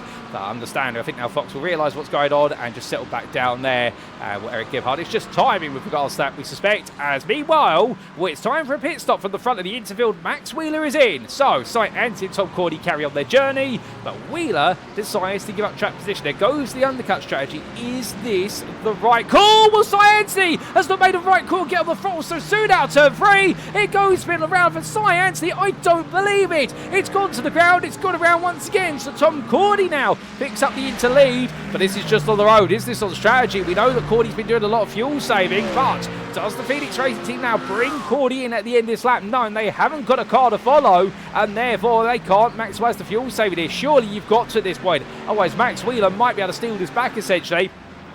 Wheeler has left the pit lane, and well, 20.6 seconds is his stop. So Max Wheeler right now down in 10th place in class, 24th overall, but he has got a bit of clear track in front of him. Steve Hughes is 3 seconds up the road, but the Verso fast driver right now won't be catching too quickly. And just in front of them is also none other than the car, I believe that is the car of Luke Sherlock, I want to say, albeit that car almost out a lap down to Max Wheeler. Luke Sherlock, best part of a lap down on the majority of the field, but still pressing on, which is great to see. But Max Wheeler right now, this could be a gold opportunity. Si Anstey making a big error, and well, right now, errors like that, when they happen for Si Anstey, they are race defining typically.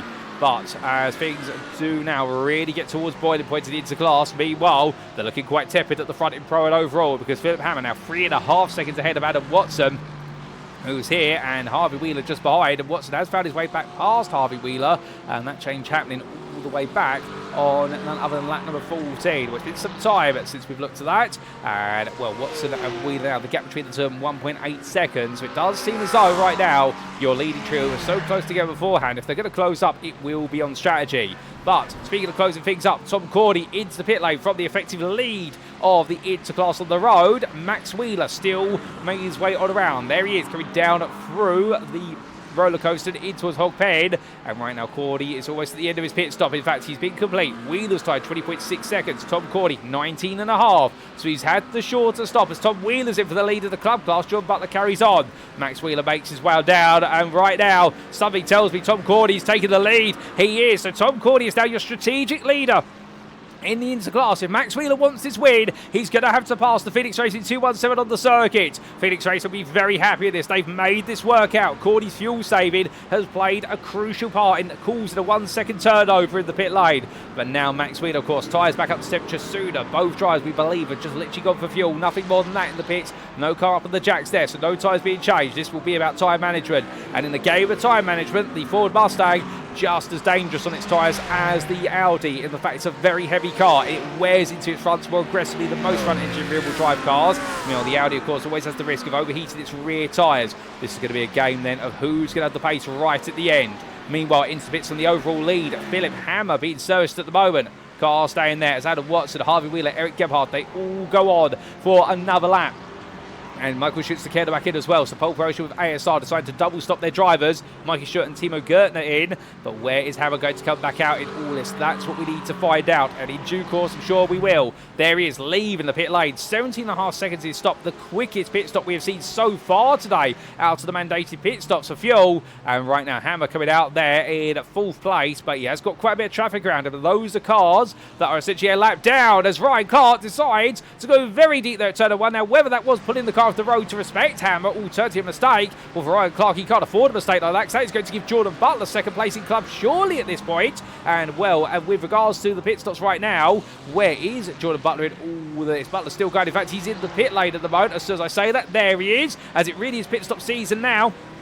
It's already chop and change that time tower, and Jordan Butler comes in for the lead, but we believe in club it's Tom Wheeler's lead to lose right now, given the fact there he is making his way down for a roller coaster. And well, given what we've previously seen, that means Tom Wheeler is going to come back out your leader right now, as he's all over the back of Gianluca Rospo, but Rospo is yet to pit, so Rospo is coming into the pit lane. The fuel tank can go no further, so here comes Wheeler on past the pit, as meanwhile we have Jordan Butler just about to leave his pit stall, but Tom Wheeler's going to charge through. And Tom Wheeler for Verso Rapid. Well, right now he's on course here to take his maiden win of the season. His maiden win of his UKSimRacing GT3 career, but not when he goes deep like that. And the side by side with Robin Paunia. And well, that's going to be a big scanner. But also, look at this. Ryan Abbott has got ahead of Jordan Butler. So the Team Nubish driver who fell out of contention for what was the podium places or what it looked like after the opening 10 laps. Well, suddenly he's got himself right back in there. So Abbott's right now picking up some speed. And we believe the way it's worked out is that for Jordan Butler, was there an error of some description just before he pitted? Knows the answer. It simply works out that Ryan Abbott's beat him on strategy. So suddenly Abbott's is right behind Tom Wheeler, albeit Wheeler, of course, seen that lead diminished as a result of his slight altercation with Robin Paunia, and Jordan Butler's 1.7 seconds behind. We got a three-way fight here for the club win, and well, keeping in mind as well the fact that Tobias Hutchinson has jumped into Ben Knowles, and where is the man of the moment? Ryan Clark, and the answer is Ryan Clark's dropped all the way down to 37th place. It's gone from good to bad for worse for Ryan Clark, and well, I believe that Ryan Clark's been involved in some sort of incident, ladies and gentlemen, and plus he's off track as well. It has not helped at all. So Ryan Clark is out of the running for the club win and the club podium, and Tobias Hutchinson now trying to hold on the full place here, but Ben Knowles right behind him, but somebody's had a bit of a journey off there by looks of things. Ryan Clark, meanwhile, now battling with Gianluca Rospo for 10th place in the club class. Well, Spectre Racing SimWorks UK driver is going to be looking at this and asking himself the question, how did it come to this?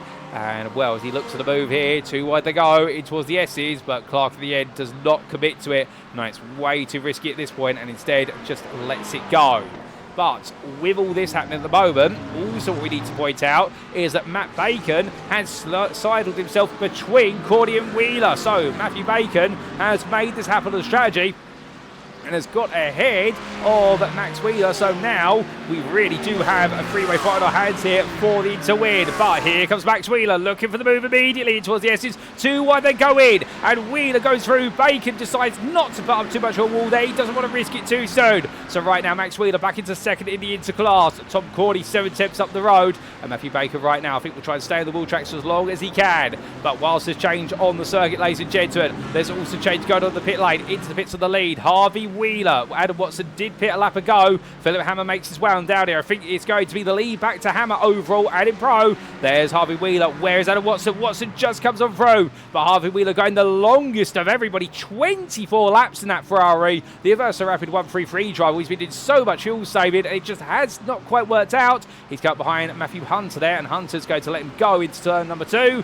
Good awareness there from Hunter to do so, and will Harvey Wheeler bring himself right back into the mix, but Adam Watson and Philipp Hammer as well. It's 1.5 seconds from third to second and second to first, and Ash Cooper meanwhile into the pit lane. He's got to come in, of course, given the fact he's pitted once already, and he's making his way back in now, and this will be for his actual fuel stop. It'll be a shorter stop compared to what it would normally be, but he did go for fuel on lap number 1. But it's a frustrated end today for Ash Cooper because he knows he's going to slip a long way down the field. We'll have to wait and see where he comes out. I suspect it will be 10th in pro, but is it going to be towards Kyle Roy? Well, that's the question, and I think he's going to be comfortably ahead of Kyle Roy in reality. I think he's coming out in 19th place overall. But meanwhile, Tom Cordy, Max Wheeler, Matthew Baker with all the pit stops complete, and still 16.5 minutes or so to go, plus the final lap. Well, this has been absolutely served up to perfection in terms of how this race is now looking. I mean, Max Wheeler only months ago making that move to take back second place in the interclass after losing on strategy, but he's still got to find his way past Tom Cordy for that maiden win in the Audi. Meanwhile, Cordy trying to hold on for what would be a return to the top step. He only took one win in season 18, and it was in his final race of the season at Suzuka in an incredibly challenging race, round number 7. And he couldn't make the showdown rounds, but he bowed out of the season with the ultimate high of taking an incredible win. But can the Phoenix Racing driver take his first win of the season here today and his second in his career? As they come down the back straight, Matthew Bacon right now just watching us at distance with Miller Boyd as well. We haven't really talked too much about the number 118 driver that said it Racing Bulls American on home soil, and he's definitely delivered a good race so far, and he would like to clear this into trio if he can, because awaiting him 2 seconds up the road from it is Timo Gertner. The only problem is right now he has to clear them, and I suspect if he tried to say to Matthew Bacon, can you let me through, I think he'll get a stern no there from Bacon as Tim Probert into the pit lane, and Will Probert, he had to come into the pits early on as well due to damage on the car, so that'll be another place for Boyd most likely, as Probert being serviced down pit road at the moment, and here he goes, and will come to the standstill. So another pit stop being made there, and some places being changed. But as we come back to Tom Wheeler, well, the club leader with Ryan Abbott's for close company. They have dropped Jordan Butler. Butler is now 6 seconds behind them, so it is a two-way fight for the win in the club class, and it's definitely going to be an interesting one between the triple free and the 3-2 free, and who's going to be the winner of the frees here? That's going to be the challenge, albeit Ryan Abbott, on paper at least, you'd imagine to be right on board with him, whilst he's not really led this race since the opening couple laps, given all the madness that has played out. You would argue, given the way he has brought this back to him on strategy, that Abbott's right now it has a deserved opportunity for the win. But Tom Wheeler, well, of course, he has the run of form on his side from Spa-Francorchamps, where he took that pole position only to see it fall out of his hands, and well, he disappears out of the picture, and he suddenly reappears there. Surely that's not a sign of things to come for Tom Wheeler. That's a discontinuity, and one understanding the longer the discontinuity occurs for, well, that could be a risk of a drop out of connection there. Now, be the equivalent of an engine blind in real life in motorsport, and we don't want to see that, as Ryan Abbott's been spooked by that a little bit. But the Team Nubish driver here, he's going to need to get this done to the road, but right now he needs to get a bit closer, and Wheeler using the power of that Ford Mustang to open up the gap on the straight, but Abbott through the corners is looking quicker. And as we said earlier on, the thing about the Ford Mustang is a very powerful car on straight lines.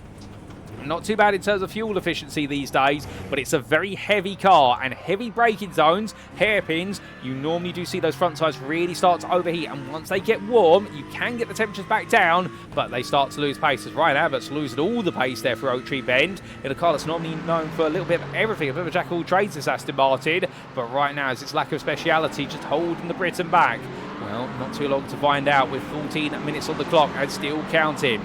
But as he tries to continue to push on, meanwhile, Ashley Coutland here find himself trying to run away from Dean Collins and Cole Roy and Robin Powdier. As right now, Powdier trying to get through here for worst racing team ever to chase after his own teammate. Albeit the Scotsman of Carl Roy, the pro driver, splits the two of them right now. And Ash Coutland definitely making a bit more haste here as they roll the way onto another lap. Still plenty of excitement before this race is done and dusted. And well, that's going to be a move being made there by Powder on the inside of Roy. Roy then tries to squeeze him to the apex of Horseshoe to hold the ground.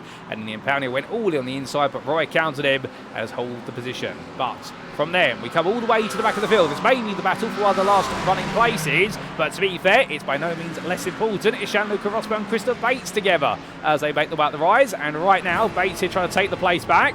Behind him is, I believe, his teammate there who's trying to let go, and indeed lets him go around the outside side. Anthony! And Anthony goes to the grass. Oh my goodness! He comes back on there. And well, the Team UKSimRacing Stuart drivers, well, I think for Cy Anthony, that was a bit of a scare and a half, and understandably, I think right now both will be on the radio, and I think Anthony at this point might politely, albeit I think in a few very choice words will be saying to his teammate, can you let me go down the straight, as Bates pulls over as far as possible, gives him the toe and literally gives him the racing line there. And as much as Christopher Bates would like to go hunting after Rosmo, I think he'll rely on his teammate of Cy Anthony to pull him up to him now, because that could have been far, far worse for Cy and the UKSimRacing Stuart drivers. Definitely had one of those races today where when it goes wrong, it is going spectacularly wrong, as he runs in fifth in the interclass right now and is trying to chase down Wesley Van Rens for fourth place with limited time remaining. But as they come through, well, how exactly did that all play out? What went wrong? Well, here's a quick replay to show, ladies and gentlemen, as this is where Cy Anthony definitely took a trip to the weeds. So as they made the way up the hill for Cy Anthony, he was hoping that Bates would let him go. And thinking he had been caught out a little bit here by the brother South Bend. Got the brakes on and hit the exit curve there, completely flush with the front bumper and splitter. And that's what caused the car to catapult itself onto the grass. And we'll know foul play there from either driver, to be fair. Just unfortunately for Cy Anthony, a bit too much speed and a curve that said it was going to take him to the grass. But in parallel to that, we had this for Cole Roy. And this was Roy who just recently had to hold off Robin Powdier, made his way out of 5 to 5A and in towards the snake. And with the rear of the car let go, ooh, Oh, goodness me. And well, that was straight to the barrier. They very quickly got it off the road. And Carl Roy, they're bitten by the snake. And unfortunately for him, well, that was venomous. And well, he's definitely had to take it to the pit lane there to have it cleansed in terms of repairing the car. That's not the way we wanted it to go whatsoever as we make our way back to your live racing. As we do come back, well, there's been some big moments there, and I'm sure there's still some view to go as we come back to the live racing, and Tom Cordy still leading in the interclass. Max Wheeler there, 3 tenths behind the Phoenix Racing driver. It's definitely looking as though right now this is going to come down to the final couple laps, but here's Cordy just running out of a little bit of steam here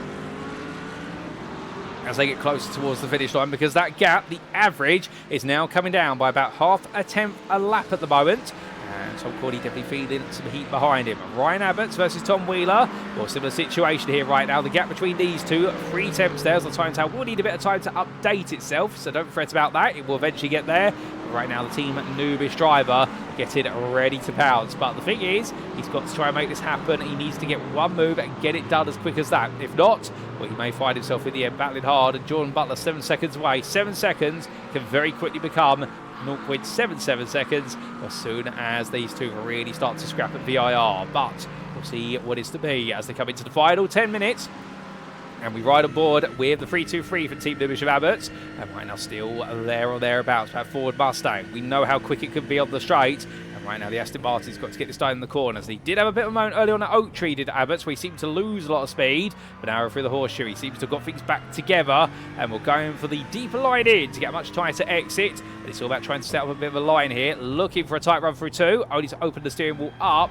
And right now, Abbots also fighting with a bit of dirty air over the front end of the car. Always hurts the aero package when you're following another car closely, even in GT3. And well, that's just going to invoke a little bit more understeer. So he's got to get some earlier turn-ins, but also be ready for the fact that on throttle, this car's going to pull out wide as he really mounts the curve there at the stake, and well, somehow does not feel the rear end of the car get kicked loose. It does not essentially cause the car to bottom out there over the curb, running quite a high ride height down the rear most likely. The 323 driver right now really rolled in his luck, but as they get closer, meanwhile at the front of the interfield, into roller coaster they go, and that's Max Wheeler around the outside, and Tom Cordy in. I don't think he's got an answer, and Max Wheeler takes the lead now, but is that going to be it as they make the way down to Hog Pen? Cordy trying to come back here as they roll the way through 17 and 17A, and this is where now Cordy, if he wants it, he's going to have to go all in for it by the end of the run down towards turn number 1. Onto that 30, they get ready to go. 2 tenths suddenly becomes what is 1.5, and by the time they get to that braking zone, how close will it be? Well, Wheeler's going to go defensive, that's a guarantee, and here they come onto the anchors, and Cordy right now from outside to inside, but Wheeler mounts the curve there and simply holds his ground and says, nope, that's not happening. And is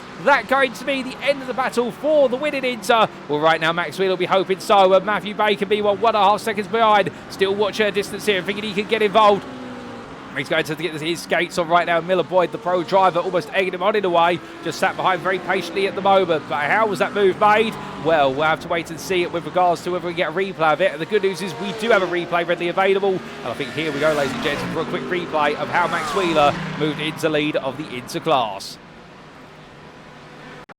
And this is the run down the back straight here. Max Wheeler having the better run off of the Oak Tree hairpin. At this point, 2 wide all the way in. And once they made the way into that braking zone, Tom Cordy in the end tried to fight it, but Max Wheeler just being a little bit late on the brakes, carrying the speed, and getting it done just like that. And Cordy tried to come back down the start-finish straight, but Max Wheeler made sure to go absolutely defensive, as you'd expect him to. And well, smooth being made there by Max Wheeler to take the lead, but can he now run away? Well, to do come back to your live racing, ladies and gentlemen. Still a little bit more time left in this race yet. There's still plenty of twist or 2 in the tail to go. Well, Tom Wheeler and Ryan Abbott still fighting, but they're off camera right now.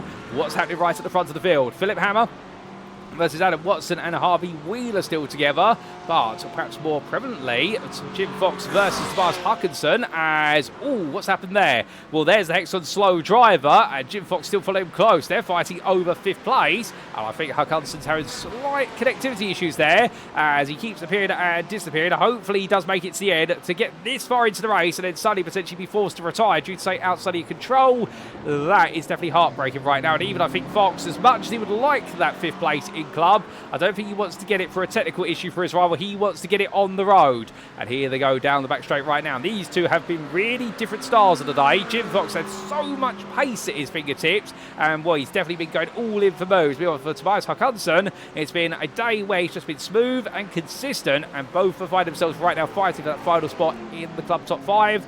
And, well, which way is this going to go? That is the question. But meanwhile, as they make the way off into the distance, and come to Graham Vivers, he's got Ashley Coutland and Tim Probert behind him, and the fight for 9th in Pro very quickly comes up onto the back of the 8th place into driver, with Thiago Reza right now 6.5 seconds clear. You see him, meanwhile, having to try and find a way past Darren Sharples. Well, the Brazilian for Revolution Free Racing would like a sniff of a move here, but is he going to go for it towards South Bend? He is close enough to consider doing it, as we got Ashley Coutland is going to be allowed through by Graham Vivers, as is Tim Probert. So in the end, the two pro drivers get past the drive, but no change between them beyond that. But definitely right now, there's a change of foot, as Daniel Kovac makes his way out the inside there of Ben Knowles. That'll be for 29th overall. Daniel Kovac right now knowing that this race has gone very roughly, and therefore just wants to try and get some consolidated overall positions back, and hopefully perhaps if another try in the pro class retires, he may make some more points. As Ben Knowles just settling in right now for this 7th place in the club class. But with all the fighting going on, well, here's Tom Wheeler versus Ryan Abbott. Well, as we come back to our leaders in the club class, the Versa Rapid Drive finding Abbott is the closest he's been all day today. That is a 10th there as they make the way into the final third of the back straight. Abbott's looking around the outside. This will give him the inside into the chicane. But you see Tom Wheeler there breaking as late as possible. Coming down the hill. We look back for the rear of the 3-3-3. And right now the Versa Rapid driver here, he's put on an absolute stonewall defence. And with Ryan Abbott's looking for every which way through, but it's a better run off the corner. Abbott, so as he makes way out of Hog Pen, well, Wheel in the end just saved by the fact that Abbott's understood a little bit too wide and had to lift off the throttle slightly there to make sure he didn't touch the grass. Otherwise, I think Abbott's would have the golden run up towards turn number 1. In towards Horseshoe to go for the 32nd time of asking. Abbott's looks to the inside, not close enough here, but Wheeler goes a bit deep. Here comes Abbott's then. Abbott's going to try and get up the inside, but Wheeler just squeezed the door shut in time. And indeed, right now, Silver's if Ryan Abbott's there trying to get his little pinky toe into the doorway, and Wheeler just gently squeezing it shut and saying, no, that's not going to happen. And right now, Ryan Abbott wants this. They both want this so much, but they want it fairly, and the respect between the two is absolutely admirable. And when they've got now 12 seconds between them and Jordan Maybell, they can afford to really fight this all the way to the end. Off camera, Jim Fox has found his way past Tobias Håkansson for 5th place in the club class, which should be pointed out. And I'm not sure we're going to get a replay of that now, given how close we are to the end of the race. We may do so, but also we've got these Griffin battles right at the front of the field that we want to stay glued to the very end. The front of the respective class fields, we should point out. But as he tries to come through, well, right now, there's been a change between Ash Coutland and Tim Probert for 9th place in Pro as well. Probert's now up into that position. In fact, I think we are going to get 2 very quick replays very shortly of that, but not before we do see this run down the back straight from Ryan Abbott onto Wheeler. Is it going to happen this time? The gap is a bit bigger, and in fact, holding 3 attempts, then Wheeler's had the better exit off the corner, and I don't think Abbott's is going to have enough tarmac to be able to run this down. So things are going to stay as they are, but understanding right now, Tom Wheeler knowing one small mistake, and it could change as we do go back quickly to see how exactly Jim Fox found his way past Tobias Håkansson.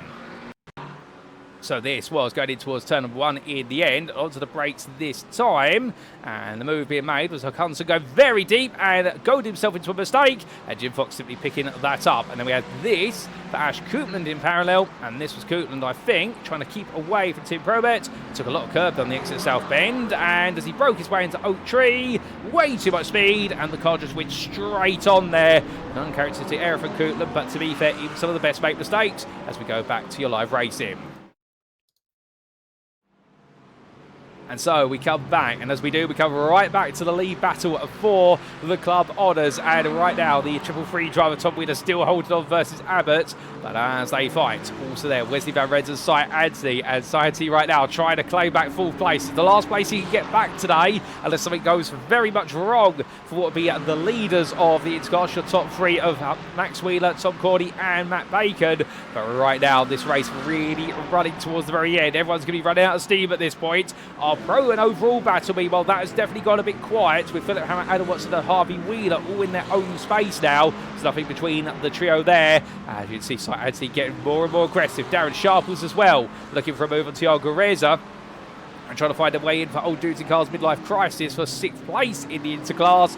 We can't find his way in. Sharples started 10th, has made his way up to 7th. He'd like one more place before this is done. Meanwhile, sight Anstey just up the road. I think feared as though he wants all the place he can get back. And if he should take this place back, he'll be back to where he started in the Class A, which will be 4th in Inter. And here comes the UKSimRacing Stuart driver looking around the outside. But no, he swaps the inside under brake. And then in the end, he gets it on the brakes. Wesley Van Rens goes to shut the door. He goes wide instead. And sight Anstey there. Well, that was bold. It was brave. And by the looks of things, it was absolutely brilliant. And Van Rens, I think, was caught out by the fact that in sight Anstey would go for the dummy. You can see Van Rens wanted to shut the door, but then he realised too late, no, Anstey's committed now. If I shut the door at that point, I'm causing an accident. And sight Anstey, well, I think that's a dummy that even Nigel Mansell will be proud of. But Van Rens, to be fair, look back at that one afterwards, I think asked himself the question, how on earth did he get that Ferrari stopped? Well, in the end, I think sight Anstey saved the best to last, as they say. And meanwhile, with that move, well, that's now sight Anstey back to where he started, and Van Rens will be happy with the 5th place with his teammate Thiago Reza in 6th.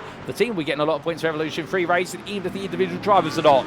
But as our leaders make the way onto their final lap, it's Philipp Hammer right now leading the way for pole promotion with ASR, and on course to become our first repeat winner in the Pro Class this season after 3 rounds. 2.5 seconds between him and Adam Watson, who's there in second right now, and then Harvey Wheeler a further 8.5 seconds back. And something tells me that Harvey Wheeler right now is having to fuel save, because he had a very short pit stop, 15-second stationary time, and well, right now something is not looking right in that car. He is lapping 2 seconds a lap slower by comparison. I think he's just trying to get to the end here. Perhaps did not anticipate there would be 35 laps. We've got 35 of them, and he's got to make this final one count just like all the others. And Michael Schütze-Kedebach is closing at 2 seconds lap, but right now, unless Wheeler really starts to run on fumes, I think Wheeler is making it onto the podium once again. But with that, we come back to the front of club. They still got to go on to their final lap, and Ryan Abbott's again close, but not close enough there. Tries to fake out a move on Wheeler, but Tom Wheeler says, no, I've seen that one. You're too far back. I know exactly the distance right now, so he's looking safe. As for the lead of the Interclass, they're on to their final tour of the circuit. Max Wheeler still ahead of Tom Cordy by half a second. That gap grows a little bit as a result of Cordy's mistake there for a NASCAR bend. And right now that may just give Max Wheeler the comfort gap he needs. But of course he's still got the hardest parts of the lap to come, including the S's sequence here. And then understand it will be the final few bends. So right now Max Wheeler having to keep his head down. But as he does so, Ryan Abbott's at the opening corner right now. Goes very deep there versus Tom Wheeler. Nowhere near close enough. But for drivers still batting closely for Philipp Hammer. Well, at Bathurst, it was a drive to second. Last time out Spa round shots, it was speed that took him to the win. And here today, he's been absolutely faultless. Philipp Hammer takes back-to-back wins here at VIR. And in 2.5 seconds behind, it's Adam Watson who makes it to the podium for Simcastle Altitude 3M. And then we've got Harvey Wheeler, who will survive on the fuel tank, spluttering to line, but he will complete the pro podium and overall podium with Michael Schütze-Kedebach only 2.5 seconds adrift. It'll then be a further 11 seconds before we do get to Eric Gebhard, who then has a lonely run to 5th place for DRX Esport, a season best result for the Hungarian driver. He won't be too upset about that. And then Mikey Schultz will come through to a place he's very familiar with overall, 6th place, one of his prime positions from season 18. And well, he'll take 6th place again here today for Access SimSport Sim Coach, with Timo Gertner right behind him. But who will be your Inter winner? It's going to be Max Wheeler, who takes his maiden win in the Audi for Verso Fast in the Interclass, with Tom Cordy 3 tenths behind for Phoenix Racing, and Matthew Bacon completes the Inter podium. What a drive between the trio. Miller Boyd was 11th, with sight Anstey Brito 4th in Inter, just ahead of Wesley Van Rens, and Thiago Rezian will survive to take home 6th place in the Interclass, 14th overall, ahead of Darren Sharples. But what about further behind? There's Graham Vivers, being followed by Dean Collins and Robin Powley are the two teammates to go for a photo finish. And then just behind, what's that coming over the rise? It's going to be a maiden club win for Tom Wheeler. It was spoiled at Spa, but here at VIR, he is victorious for Verso Rapid. And in the end, where is Ryan Abbott? Because there's Nathan Anstey coming on through to take 22nd. And who's that? Is that Jordan Butler? It is Jordan Butler taking second in club. But where's Abbott? He's just completely disappeared. And Jordan Maymar, well, he's going to split from the other Jordan by Steve Hughes, but he's going to take third in club. And Ryan Abbott's right now, where is he? Oh no, surely not. The Team Nubis drivers run out of fuel by looks of things.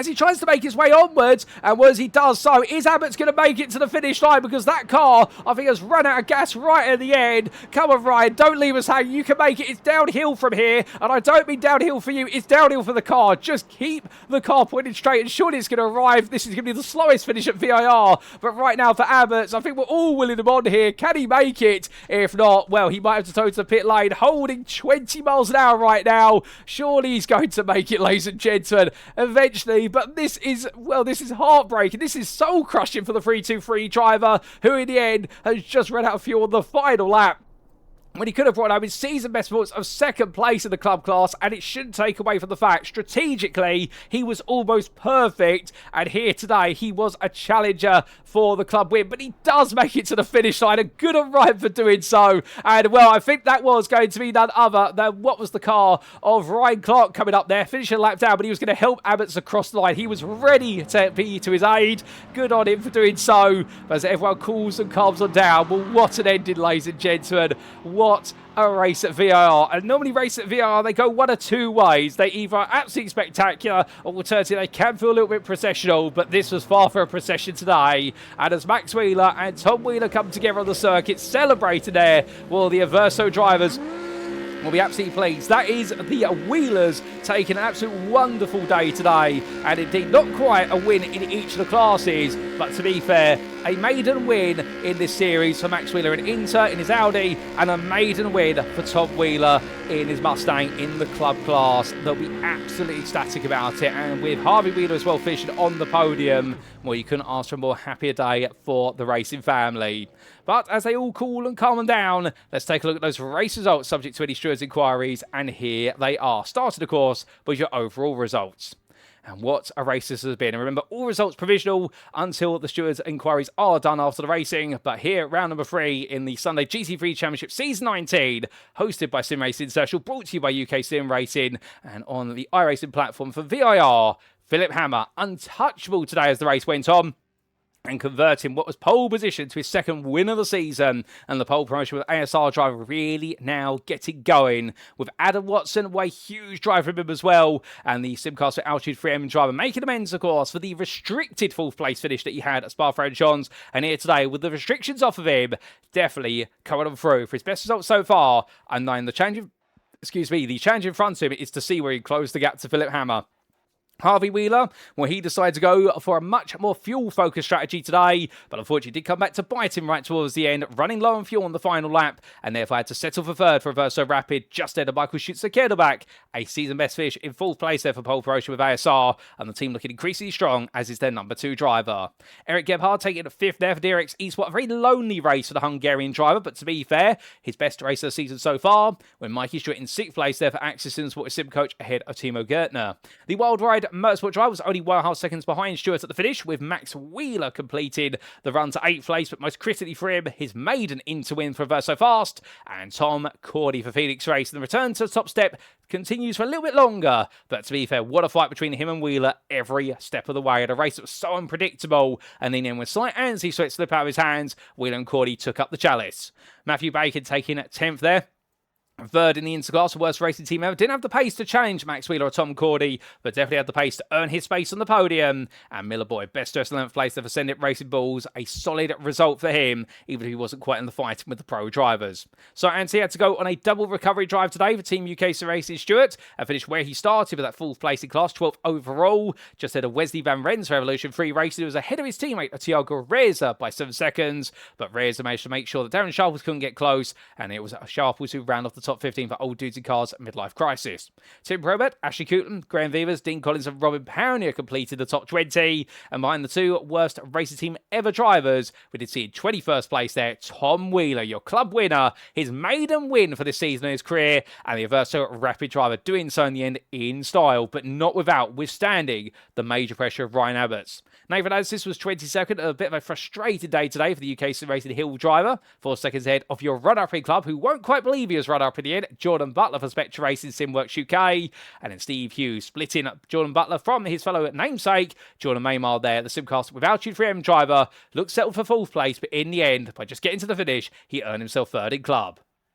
Ryan Abbott's running out of fuel right at the end, but did splutter across the line. He takes 4th place in the Club Class 9 podium, and the chance to win was just within his grasp, but it wasn't quite to be today. The Team Nubis try your last finisher on the lead lap. There was a lap down for Jim Fox, who put on an absolutely stellar show today, battling hard and finding the upper hand versus Tobias Hakansen through pressure. Next got slow drive just behind him. Then it was Daniel Kovac and Jack Barker round off the top 30, with Pete Holt, James Connolly, Ben Knowles, Ryan Clark. A very frustrating round for Ryan Clark for Spectre Racing SimWatch UK, when the chance of that club win definitely looked possible at the start. Jeffrey Damon, Matthew Hunter, Gianluca Rospo, Crystal Bates and Luke Sherlock completed all those who finished a lap down to 39th place. In 40th, 2 laps down, Steve G, but made it to the finish, which is good to see. And then we did see a late retirement for Kyle Roy for Axis Sport SimWorks, and earlier retirements for Casper Brotner, Pete Cox and Joshua Pratt. But what about the individual class finishing positions? And here we go. Started with Pro. And as we can see, where the points are made, well, he's made the maximum. Philipp Hammer for pole promotion with ASR, 2.6 seconds ahead of Adam Watson. And the Simcast Altitude Frame trying to take his best result of the season so far, but the top step is calling towards him, and he is trying to heed the call. Harvey Wheeler, 3rd place day for Verso Rapid, another podium for him, and indeed his run of podiums continues, much like Hammer's. And Michael Schütz, Kedowak, still awaiting that first podium, but 9 today. 4th place was really where he belonged, and he was only starting to close on Wheeler due to fuel concerns, the 133 Ferrari right towards the end. Eric Gebhard, another top 5 of the Eric's Esports Giant, and a very solid top 5 at that. Head on Mikey Stewart with Timo Gertner for Wild Ride Motorsport in the end, taking 7th and making sure to steer clear of Miller Boyd. The Ascendant Racing Bulls driver was the best part of 20 seconds ahead of Tim Probert. The Ascendant Racing driver being followed up by DWR with SimCoach Setups Ashley Coutland, who had a very frustrating race day and being pipped to the post by Probert right at the end. Nathan Anstis, best test in length ahead of lap down Daniel Kovac. And then we did see Jeffrey Damon, the last of your classified finishers on the road, World Ride Motorsport, with Kyle Roy and Casper Brotner, your 2 retirees. And then coming to the interclass. And in the second tier of our classes, Max Wheeler, the name at the top today, a top tier performance, the Averso fast driver, but beaten on strategy by Tom Cordy. He had to make the move, and did he make it happen in towards the roller coaster? And the Phoenix Racing driver had to settle for second instead. Matthew Bacon taking a season best performance for worst racing team ever, a very smooth drive from the 244 driver. May not be on the pace of some other names in this list, but to be fair, where's the pace when you've got the consistency? And that's something that struck Sight Anthony quite hard for Team UKSimRacing Stewart.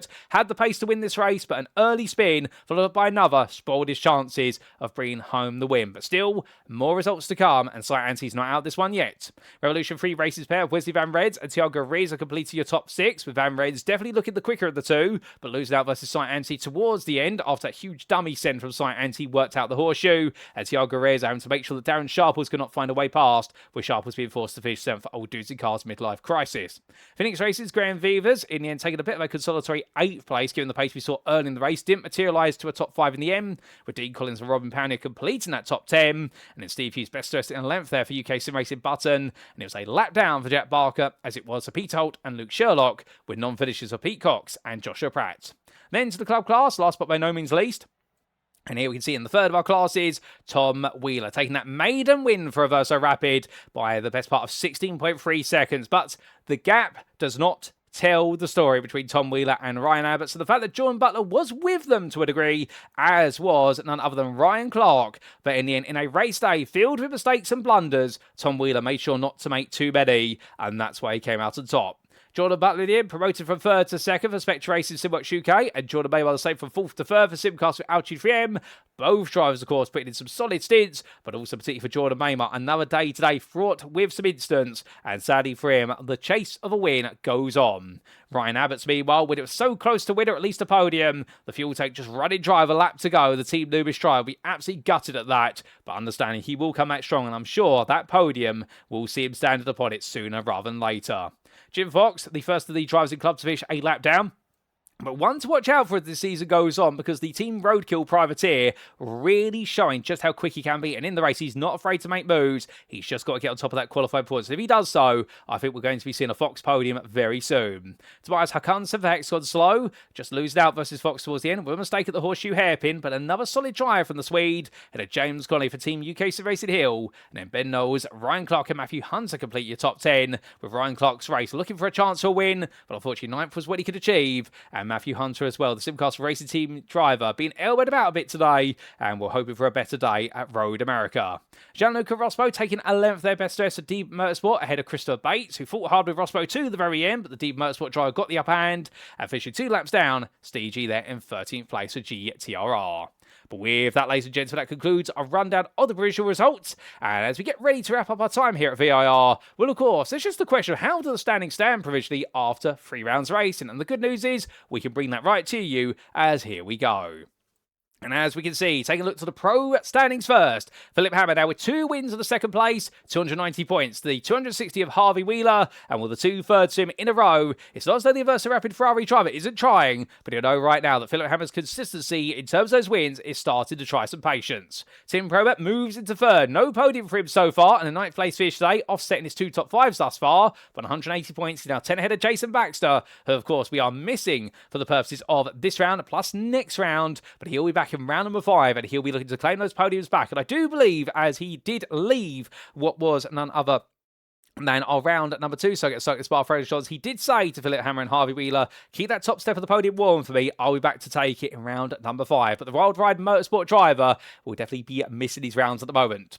Adam Watson at 5th there, his first podium of the season, and the LT3 Esports driver now moving into the top 5, just ahead of Michael Schutzer Kelderback, and we do see Mikey Stewart, Timo Gertner, Miller Boyd, and Ashley Coutland completing your top 10, and well, today another 10th place for Ashley Coutland, but it is not the result he thought it was going to be. He thought, I suspect, it was going to be a chance for a top 5, and right now 10th place keeps calling for him, but hopefully it's not 3 10s in a row. Troy Anderson, well, not on the grid for this round. We hope to see the American back in a week's time on home soil, and Hayden Young missing this round as well, committing as a drop score, and we'll hope to see him at Road America in 12th. Then we come to the Interclass, and here we can see Max Wheeler leads the way with his maiden win on the board, and the Audi driver right now, he's looking strong, but understandably, we have got a very competitive interfield, and well, today it could be said a lot of drivers would have a chance to win if it were not for mistakes, but as a result of the madness that's ensued, well, Wesley Van Reds has now moved into 2nd place, only taking 2 top 5s, no podiums so far this season, but he's definitely been very consistent as far as results are concerned, and well, could this be a sign of things to come? Matt Bacon with his maiden podium moves all the way to 3rd, the best part of their 16 points behind, but only 10 ahead of his teammate of Robin Pownier. Then we do see Tom Cordy with that maiden's podium for the season, the Phoenix Racing driver, almost taking the win, but a 2nd place to be fair, he'll be very happy with that, and this has really given him now a springboard to work from 5th to 2nd, he's gone. Can he go to the top step next time out and perhaps start to move into the top 3? Luke Sherlock sits in 6th place in a day that's been a bit of a write-off for the privateer on 132 points, still 6 ahead of Ashley Brooks, who was not on the grid for this round. We hope to see him back, and we hope he gets well soon. And the Axis Sim Sport with SimWorks driver, knowing that Dean Collins is only 4 points behind, and Tiago Reyes and Cy Ansley complete your top 10. But for Cy Ansley, a first podium of the season is still to be put on the board for the team UKSimRacing Stuart driver. And what can we expect from Road America? I think everything or nothing, as they say. Jack Barker and Graham Vivers, meanwhile, complete your into top 12. And as for the club class, well, James Connolly now emerges as your leader in the absence of Daniel Page in this round. So Connolly takes over at the top, but he's yet to see the podium since the season opened at Bathurst. And Team UK Sim Racing Hill Drive will know that the competition will be fierce, as we expect Daniel Page to be back in a week's time. So with his absence, it's also meant that Jordan Butler's been able to pick up some big points. Moves further for Spectre racing 194 with his 2nd podium of the season. And with a maiden podium and with it a first win for Tom Wheeler, he now moves into 4th place there. The win that escaped him at Spa-Francorchamps is the momentum now going to go the way of Wheeler. Jordan Maymar finds himself sandwiching in the Jordan Patton versus Wheeler, and right now that maiden podium for him brings him into 5th place, but he's wanted a lot more so far this season, and we've finally got something at VIR, but I think the taste of a top step of the podium is calling for him. Ryan Abbott's 6th there, and what it could have been, say, if it had been another 2nd place finish, we'd be talking about Ryan Abbott's right now being inside the top 3, but it wasn't quite to be, and well, the Team Loomis Stride's got a long way to go, to be fair, and he'll be looking to come back even stronger at Road America. Gianluca Rospo, consistency definitely has its merit, and with that 11th place finish, holds him stationed in 7th for Deep Motorsport ahead of Ben Knowles, and then we'd have Ryan Clark and Tobias Hakanson completed the top 10. Although Ryan Clark's going to be one to watch out for, because he had the pace today to be on the podium until instance went against him. And well, can Ryan Clark potentially get onto that podium next time out? Matthew Hunter and Steve G complete your top 12. And well, outside of that, ladies and gents, we do come to the team standings, of course. And as we can see, Versa Rapid lead the way now after 3 rounds. Only what is result countback separating them for pole position with ASR. It is exceptionally tight right now between the two teams, and they are starting to graft a gap to the rest of the field. Because the VIR so far sit in third, and well, with the win for Max Wheeler, and of course on the day for Pete Cox, a non-finish today, it was a day of a missed opportunity to see them stay within touch of the top two. Albeit it's early doors, of course, and we'll have to wait and see whether the gulf between second and third grows next time or closes. Simcast for Altitude 3M, they hold station in fourth ahead of Revolution 3 Racing. But indeed, Simcast for Altitude 3M right now gaining that ground and looking eager to get into the top three next time out. But behind the 312 points, Revolution 3 Racing, it's Spectre of Racing Simworks UK on 308, and we have a further 10 points, the worst racing team ever, with Wild Ride Motorsports having to slip down the field, given, of course, the absence of their drivers. And we have team UKSimRacing Hill sitting ninth,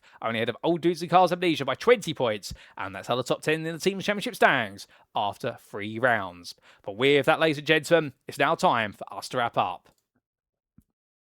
Thank you very much for watching, and if you have enjoyed today's show, and perhaps you're sat there right now wanting to know how you can get on the grid for a SimRacing International Series, perhaps you've been sat there thinking to yourself, you know what, I've absolutely loved this race in action, I want to be a part of it. Well, the good news is, all you need to do is join our official Discord, invite link available at the bottom of your screen. And if you do join, you can get on the grid today in any of our ongoing or upcoming series. Of course, we do have reserve lists in mind, and you have to be part of those reserve lists. And ongoing, we do have our Thursday GT3 Championship in its 13th season, 2 splits that do run in parallel on Thursday evenings every week. Of course, alternatively, you've been tuning into the UKSimRacing Sunday Showdown Championship as of this broadcast, and that runs every Sunday evening, and we're in our 19th instalment, and we'd love to see you there.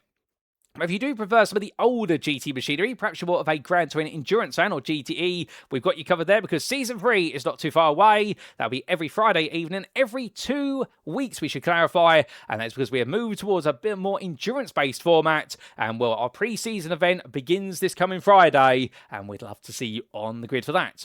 Alternatively, if you're looking for something brand new, and arguably the biggest championship we have ever done at SimRacing International thus far, we do have our Motorsport UK Esports Approved Championship, the Transatlantic Trophy, that's set to get underway very soon in only what will be a couple weeks time and running every 2 weeks. Our first season is dedicated to GT3 and GT4 machines, as brought to you by the manufacturer of McLaren. A special balance performance brought to those cars, special settings as well, and what a series that's all about a team championship and also individual drivers championships with some huge points on the line. And there's still plenty of spaces available in that. We've got 6 team slots still available, and if you are sat there right now thinking, I want to be on the grid for that, do make sure you get yourself signed up before the season gets underway. But if you're looking for something far more casual, we're looking to just dip your toes in or just race amongst very familiar-minded drivers, we do have a free races per week in our practice league that runs on Tuesdays, Wednesdays and Saturdays. So there's something for everyone here at SimRacing International, and we'd love to see you a part of it, whether you're a rookie all the way through to an esports professional.